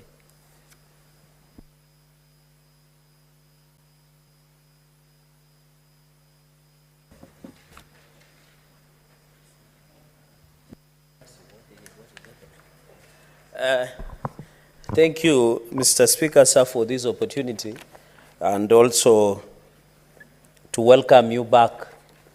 I'm aware you were on official parliamentary tour of looking into elections of US. I want to take this opportunity to thank and congratulate the people of United States of America, Mr. Speaker, and specifically to applaud the election of the 45th and 47th President of the United States of America, Donald Trump, and wish him well as he serves, and I hope he will give policies that will be of help to Kenya and across the world, specifically our Haiti mission that we are having to assist the Haiti, and the agreement that we have had, and many other that President William Ruto went to the United States to engage. I hope that engagement between the US government and the Kenyan government will continue to benefit, Mr. Speaker.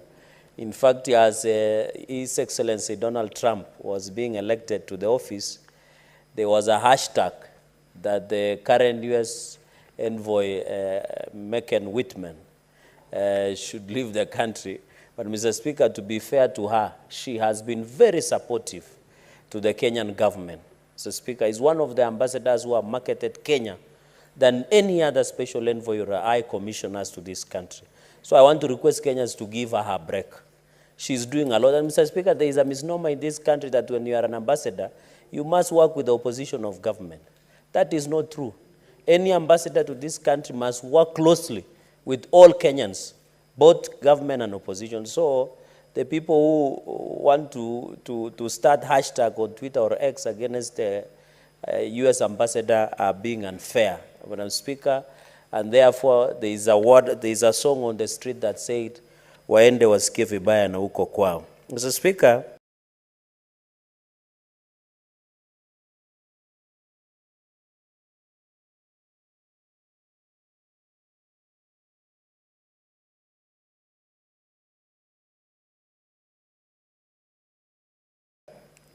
I know to Senator Beatrice because she's the one, but at least she gave a try. And we are proud of women.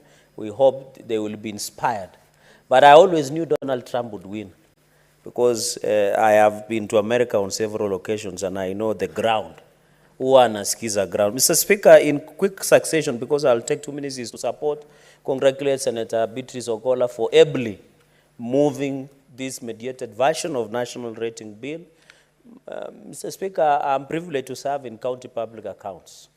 One of the biggest, and this should, the Senator of Kakamega should note, that as we talk today, the Kakamega County government, Lamu, Nandi, and many other county governments, including Bomet, do not have a complete asset register that gives rise to valuation roll. The definition of valuation roll, Mr. Speaker, sir, is for the local taxation to value property, where you are using rating to value those property to allow you to, Mr. Speaker, the reason many counties don't meet the targets of own source revenue is because they don't have a complete asset register, they don't have valuation roll because they don't have an asset complete register to allow the valuation to be done on those properties and allow the county governments to levy either local taxation or charges or fees, Mr. Speaker. And therefore, I would also request this committee that they should also recommend that the Transitional Authority by Kinuthia Omwangi in 2013 and the Intergovernmental Relations Technical Committee should fast-track the transfer of assets and liabilities to county governments to allow them to have complete asset register and therefore, Mr. Speaker, to give them a rising to valuation role. Mr. Speaker, and therefore it has been a challenge. Even as we discuss, Mr. Speaker, the cutting of and I'm happy the Finance Committee of the Senate did refuse the cutting down of money that goes to county. Because as a Senate, we have proposed through Division of Revenue, and we did pass it overwhelmingly to 402 billion. The amended Division of Revenue that came back from National, they wanted to slash it to 380 billion, way below 385 billion that we suggested last year. The only hope, and that is why in fiscal discipline and responsibility in counties, we have already encouraged them to do own source revenue. The only way to ensure counties maximize on own source revenue is passing this national rating bill, the mediated version, get them to have, through the intergovernmental technical relations, Mr. Speaker, get them valuation role so that they can rate their property and valuate their property to be able to rise up to the revenue, Mr. Speaker. Mr. Speaker, and also the intergovernmental technical committee should also come on board. Mr. Speaker, when you go to most of the county hospitals, and I want to pass my deepest condolences to Longisa, to the parents who lost that child. It is heartbreaking. I would have expected my friend, the governor of Bomet, your governor, to have taken decisive action. Mr. Speaker,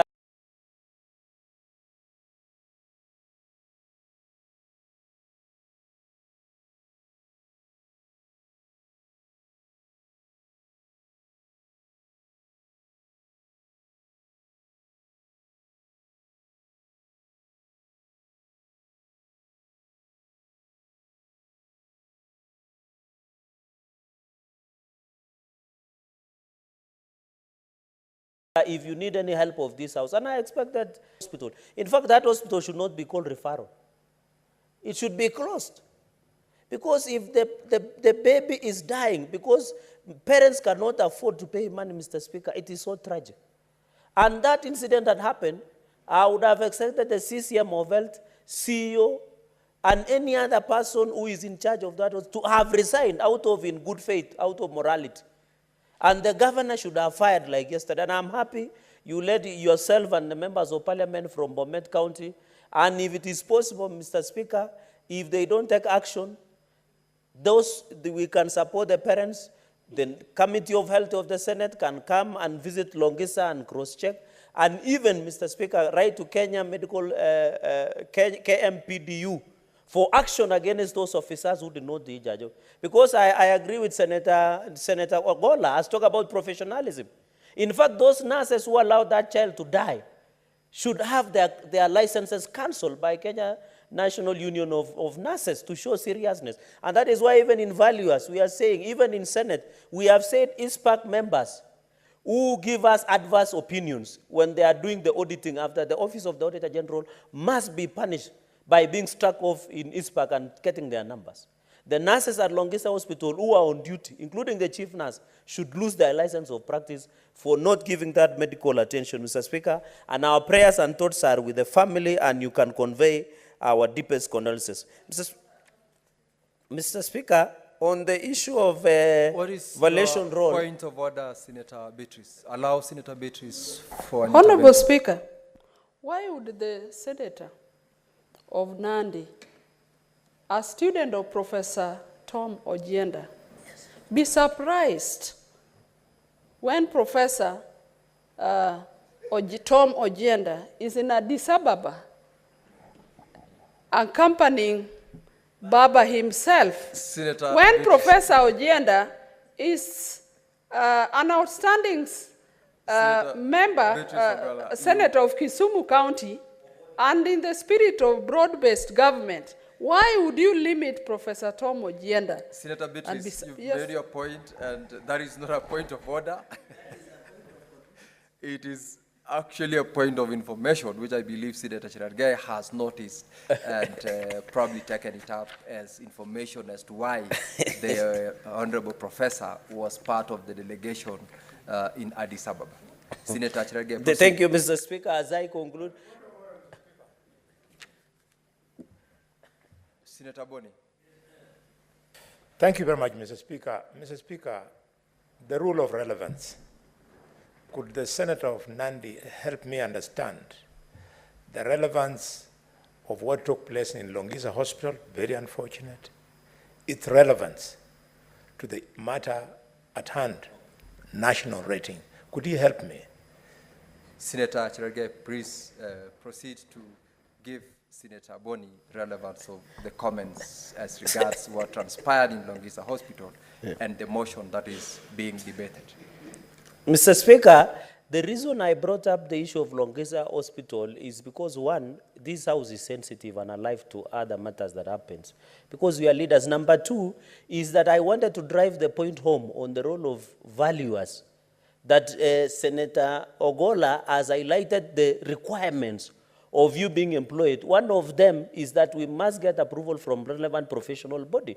That is why I brought the relevance that the nurses who derelict their duty should lose their license, just like valuers or government valuers who don't do their job. That was how I was driving my point home. But Senator Kalwale, Mr. Speaker, you know, I saw him on the weekend hosting the president. And the prayers were being done.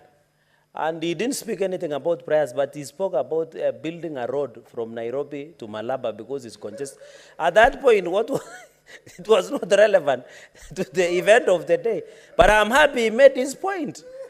And that is the relevance I was bringing, Mr. Speaker.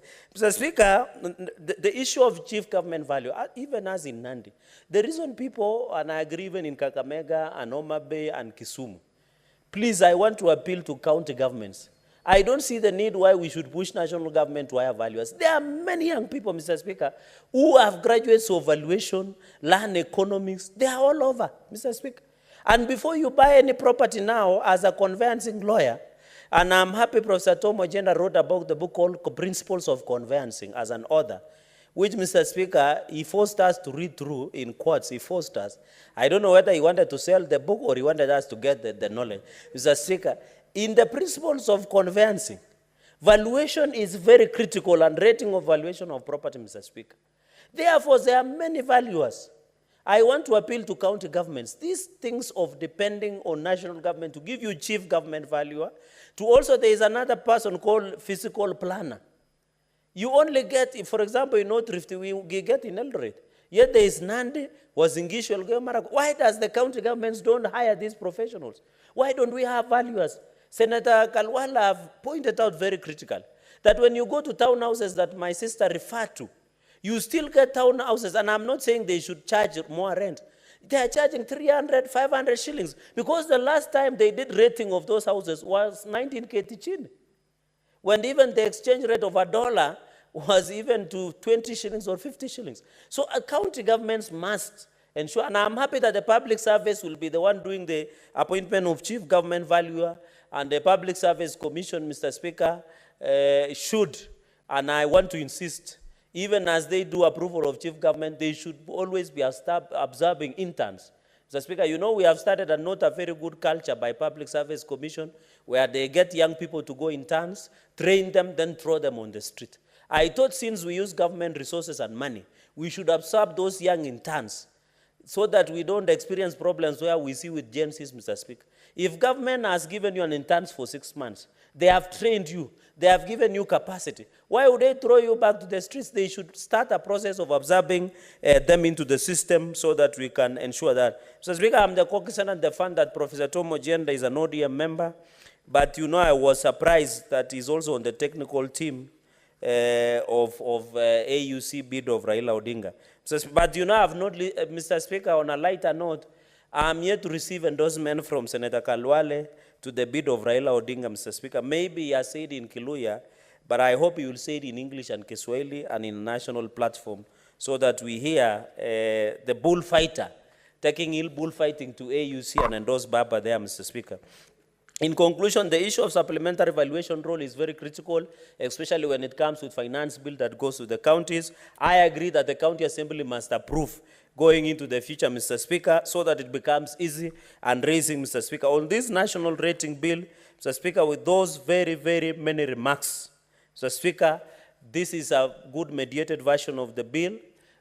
I hope we will pass it, Mr. Speaker, allow counties and national government to do rating, so that, Mr. Speaker, you know, when we wanted to introduce, or when the National Assembly tried to pass the Finance Bill 2024, I have seen the proposal of a number of taxations, which does not affect local Mwananchi, to raise 170 billion to fill in the gap of deficit. And I request the government, as we raise 170 billion, let 20 billion be returned to the allocation to counties to go back to 42 billion. So, Speaker, some of the taxes that were supposed to be introduced in finance bill did not have even relationship, Mr. Speaker, with the local Mwananchi. Some of them were carbon tax. Some of them were eco tax, where when you have this phone, the iPhone or Samsung, when it expires or when it is obsolete, how do you reintegrate or how do you destroy? That was why in the Finance Bill 2024, we wanted to introduce eco-tax. Eco-tax was targeting the people who manufacture phones and cars and electronics, Mr. Speaker, that were used to ensure that when it reaches a point, Mr. Speaker, you can have opportunity, Mr. Speaker. So we want Kenyans to understand, and I hope with the national rating, we shall be able to resolve some of these problems that we are facing, even assisting financial institutions, assisting governments and individual Kenyans. With these very many remarks, I want to congratulate the committee that did the mediation version and hope when it comes to voting or revision, Mr. Speaker, we should pass it so that we can allow counties and national government to do rating of property and allow complete asset register, valuation role, and allow fiscal discipline, and allow national government and county governments, more so county governments, which we are protectors under Article 96, to raise and ensure they meet targets of on-source revenue within the raising of revenue within counties. With those many remarks, Mr. Speaker, I beg to support, and I thank you. Thank you, Senator Cherargei. Before I allow Senator Professor Tom Agenda to give his contributions, I want to assure you that your messages of goodwill and condolences to the family of the lost child from Langisa will be delivered by yours truly, and two, to equally assure you that the quick, immediate media responses and radio appearances of abuse by those who are supposed to be responsible shall not deter the leadership to get to the root cause of the situation. Thank you. So, Senator, Professor. Thank you, Mr. Speaker. Mr. Speaker, it is unfortunate that when Kenyans, or many Kenyans see me, they see me as a politician, but they ignore the fact that I have a technical aspect as a law professor, and I'm also bilingual. I speak and translate French, and that is not known to many people. I'm also a student of international law, and a Pan-Africanist, having served, Mr. Speaker, as the president of the Law Society, president of the East African Law Society, and vice president of the Pan-African Lawyers Union, with offices in Addis Ababa, and having worked largely with the African Union on many matters. So I think these are aspects that my learned friend and Senator Cherargei for Nandi did not know. Now, we support Baba from the heart, and it is in the interest of this nation that Baba is elected as the AUC chairman, and we must do all that we must with the region, so that with the Arabophones, the Francophones, the Anglophones, and the Lusophones, to ensure that this seat comes home. And I think it is our collective effort. And you know what the president is doing. The president is resolute in his support for the Right Honorable Raila Amolo Odinga. Yes, so Galwale, I encourage you. Mr. Speaker, I just want to speak to the National Rating Bill, Assembly Bill number 55 of 2023, and the mediation report that has been submitted by the Honorable Beatrice Akinyi this evening. Mr. Speaker, the mediation committee, under standing orders 149 of the National Assembly and 166, and articles 112 and 113 of the Constitution, did consider the various issues. And I'm glad to report this, Mr. Speaker, that under the previous Rating Act, Cap 66, 266, and the Valuation for Rating Act, Cap 267, we had a framework for valuation of property and a framework that allowed limited time for objections. And it is true when Senator Cherargei says that some of the properties were valued long ago, and it is because of that variance in time that many property owners have found themselves on the receiving end when the Rating Act and the Valuation for Rating Act, Mr. Speaker, have adopted a framework that has increased taxes in certain areas up to 100%. You find, Mr. Speaker, that in certain cities, and because I know that many counties have tried to revise rates, rates have jumped from even 10,000 shillings to 1 million shillings. That's what the previous, as I said, the time frame under the previous Cap 167 and 166 are provided, that the framework proposed in the National Rating Act by appointing a central authority that will only receive approval through the minister is welcome. The CS is welcome. Number two, the creation of a county valuation committee to receive objections and the 60-day period that is contemplated in the new revised law, Mr. Speaker, is welcome because, number one, it will give owners of rateable property sufficient time to object and to engage with the process of increasing rates. And Mr. Speaker, that is important because a 60-day period that's proposed is sufficient time for objections to be made and for an attempt to be made by the CC lands or CC finance for the county under the new framework and for the party objecting to appeal to the tribunal, because the tribunal also creates a framework for fair administrative justice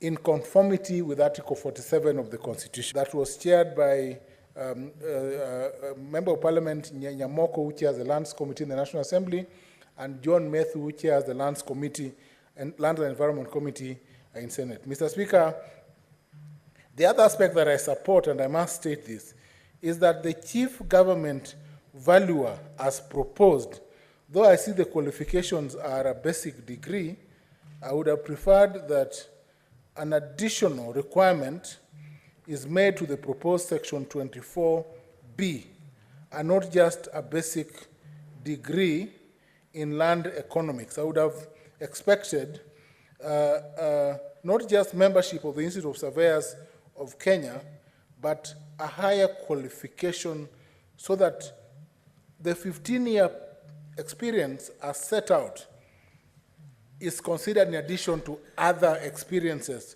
or other qualifications that would ensure that the chief government valuer is an individual who will deliver professionally, as has been spoken to previously, Mr. Speaker.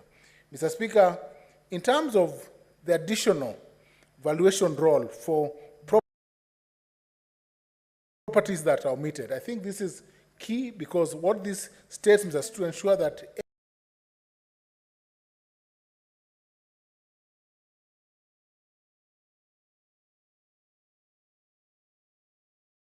registered matrix so that we do not have owners of property who would then escape the valuation dragnet or the payment of taxes because their properties are not registered. Mr. Speaker, I know that in my own county, Kisumu, in the Kisumu City, for instance, I know that a new valuation process is ongoing. And I know that citizens are concerned about the values that have been placed on the properties.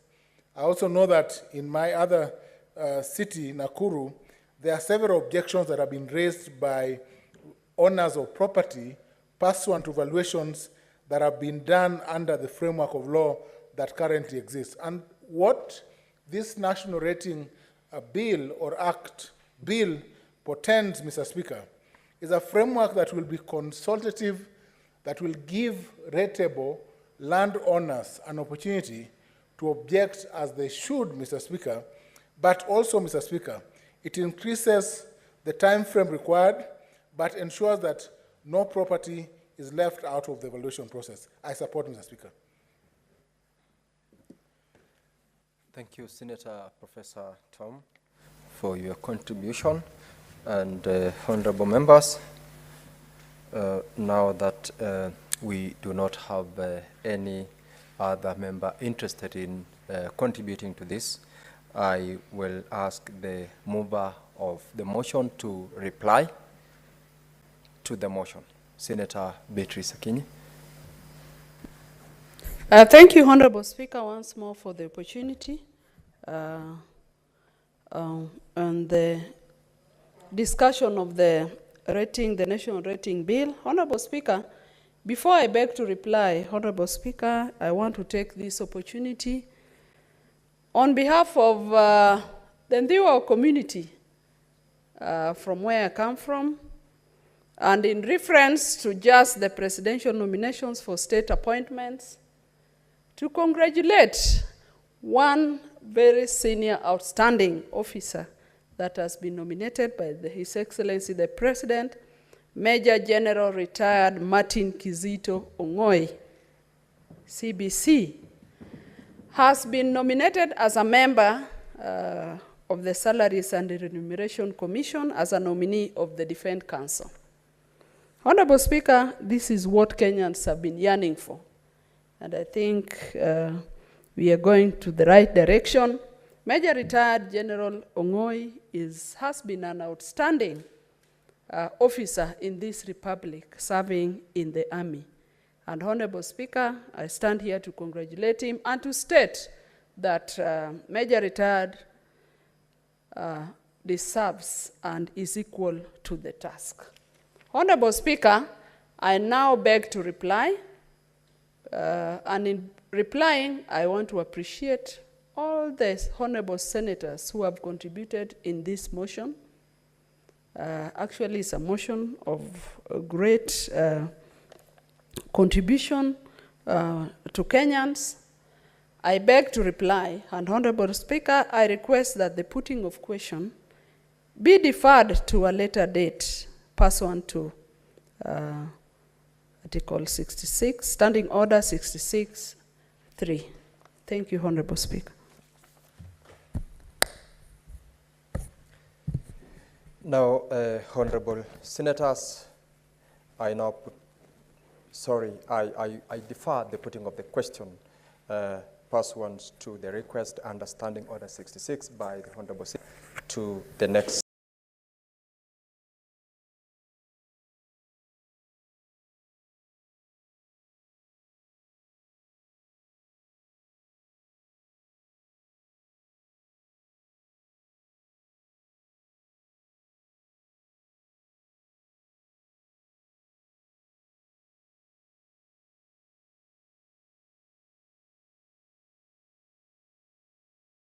Session of this House.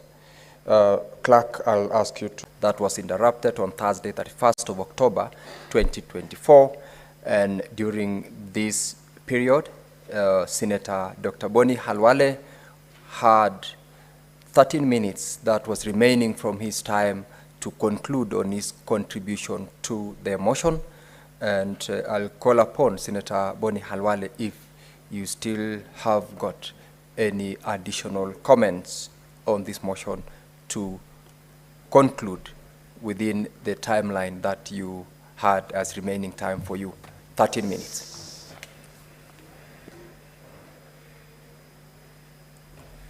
Thank you, Mr. Speaker. Mr. Speaker, yes, before we went on recess, I was on this motion.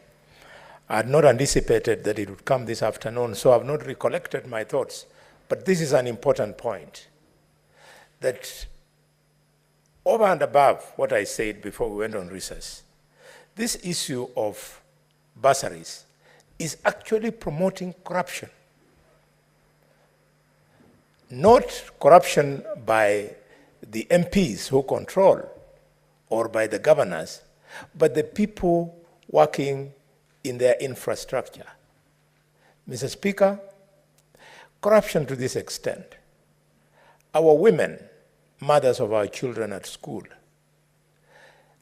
our old men, they are forced to queue for forms in the name of collecting forms that will enable them to access bursaries, and after waiting for a very long time, a list then appears at the constituency bursary office, and when the old man goes there, the name of his child is not there. Mr. Speaker, when Mama goes there, her child is not there. They do not understand why their children are not benefiting. Mr. Speaker, when you follow it in some of the offices, the administrators of that fund, the bursary fund, ask for a consideration before people benefit from this public resource. Mr. Speaker, it is for this reason that many people are agreed that the billions of shillings held in the accounts of CDF as bursaries, held in Presidential Bursary Fund, Mr. Speaker, held, Mr. Speaker, in the Governor's Bursary Fund and all other funds that support children, including Equity Bank and Flying Wings and what have you.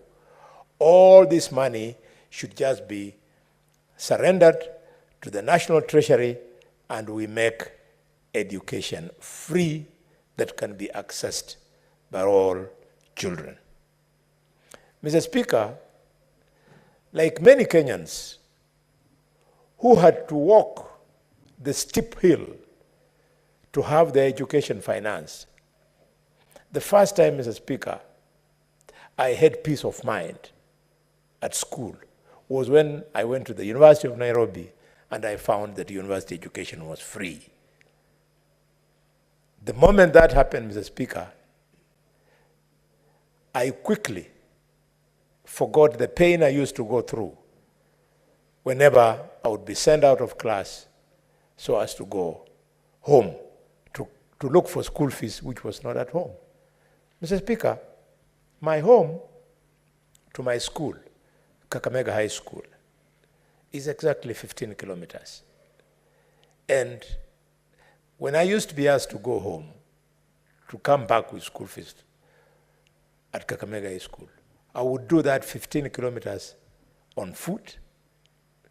I reach at home, time for 2-3 days, walk back, of course, without school fees, pretend dodge in school until another wave of sending children home